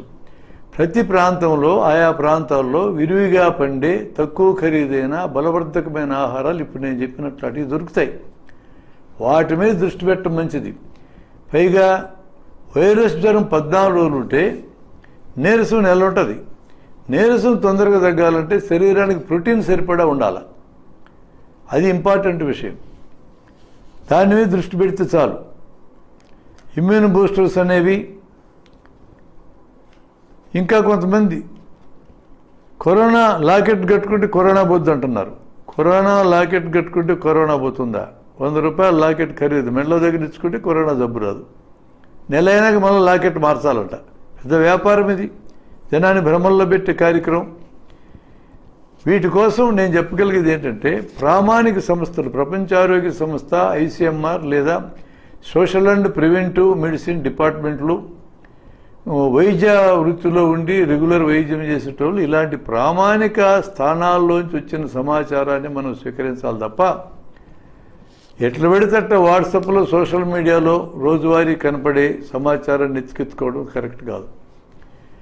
కరోనా నియంత్రణకి ఒక ఖచ్చితమైన పని ప్రభుత్వం చేయాల్సింది ఏంటంటే, సామాజిక రంగాల్లో పనిచేసే ఎక్స్పర్ట్సు, ఎపిడెమియాలజికల్ ఫ్యాక్టర్స్ చూసే experts, social and preventive medicine అని మెడికల్ కాలేజీల్లో పనిచేసే ఎక్స్పర్ట్స్ కమిటీ ఏమేమి చేయదగును ఏమేమి చేయదగదు అనేవి తయారు చేసి ఆయా రాష్ట్రాలకు పంపిస్తే మంచిది. కానీ ఇక్కడ రాజకీయం పనిచేసి మా రాజకీయ పార్టీకి పేరు రావాలా, మా ప్రభుత్వానికి పేరు రావాలా అనే ఆలోచన చేయటం సరైనది కాదు. కరోనా పరీక్షలు ఎక్కువ చేస్తే నష్టమా లాభమా? ప్రపంచ ఆరోగ్య సంస్థ చెప్పింది ఏంటంటే ఈ జబ్బును ఎదుర్కోవడానికి మన చేతిలో ఉన్న అత్యంత గొప్ప ఆయుధం పరీక్షలు మాత్రమే. సౌత్ కొరియా లాంటిది, తైవాన్ లాంటి జబ్బును అదుపు చేసింది పరీక్షల ఆధారంగానే.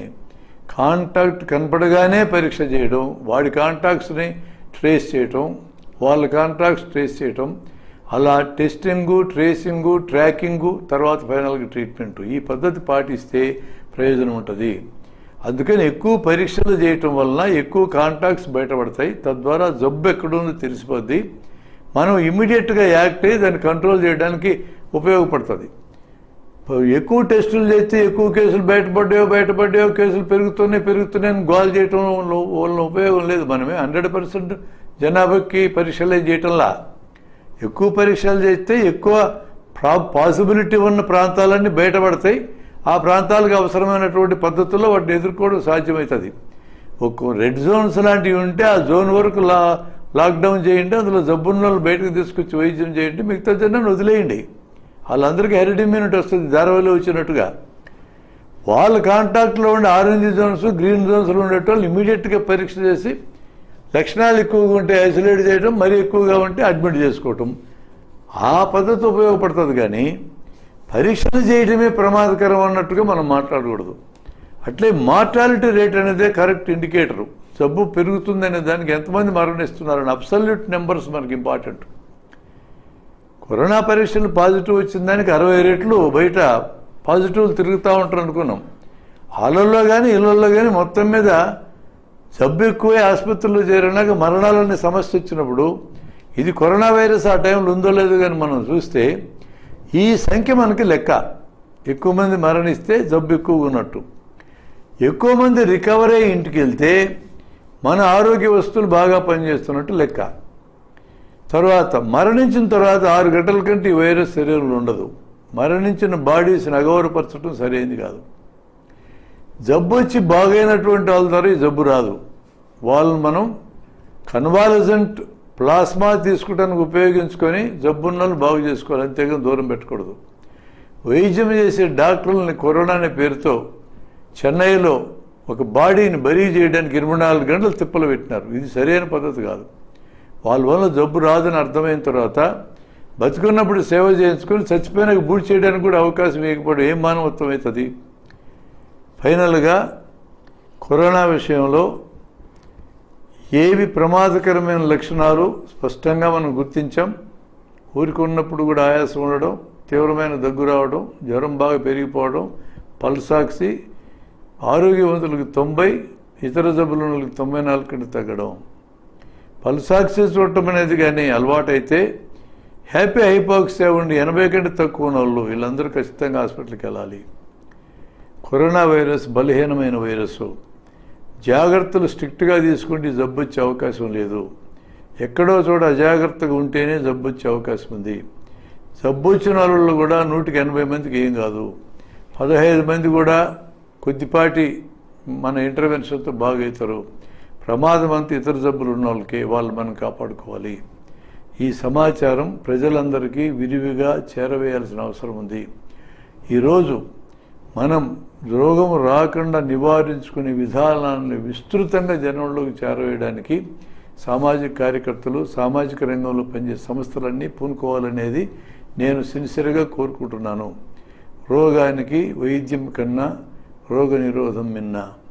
కరోనా అనంతర కాలంలో ఈ ఎక్స్పీరియన్స్ వాడుకొని మనం ఒకరికొకరు తోడుగా నిలబడి మనకు జరిగిన నష్టాన్నంతా పూడ్చుకోవడానికి ప్రయత్నం చేయాలి. కానీ నష్టం జరిగిందనే పేరుతో మొత్తం వసూలు చేసుకోవడానికి కార్పొరేట్లు, బిజినెస్లు తెగబట్టడం సరైనది కాదు. ఇప్పటిదాకా తెగబడ్డోళ్ళు చిన్న చిన్న వాళ్ళే. రేపు పెద్ద పెద్దోళ్ళుగా తెగబడితే దేశం అల్లకల్లోలం అవుతుంది. ఆ విధంగా కాకుండా మనందరం కలిసి దేశాన్ని సముద్ధరించుకోవాలి, దీన్ని దేశాన్ని బాగు చేసుకోవాలని ఆలోచన చేయటం అనేది సరైంది. కరోనా గ్రాటస్కీగా క్లియర్గా ఈ వ్యవస్థ యొక్క బలహీనతలు బయటపెట్టింది, వ్యవస్థలను వివక్షలు బయటపెట్టింది, ఆర్థిక వివక్షలు బయటపెట్టింది, ఈ వ్యవస్థల్లో పాటిస్తున్న అభివృద్ధి ప్రణాళికల యొక్క లోటుపాట్లు బయటపెట్టింది, ఆరోగ్య ప్రణాళికల యొక్క లోటుని కూడా బయటపెట్టింది. వీటన్నిటినీ సరిదిద్దుకోవడానికి ప్రభుత్వాలు బుద్ధిపూర్వకంగా ముందుకొచ్చి సరిదిద్దడానికి సిద్ధపడాలి. ప్రభుత్వాలు అలా సిద్ధపడడం కానీ చేయకపోతే ప్రజలు ఒత్తిడి చేసైనా ఈ విధమైన మార్పులు చేసుకోవడానికి కరోనా మనల్ని అలర్ట్ చేస్తూ ఉంది.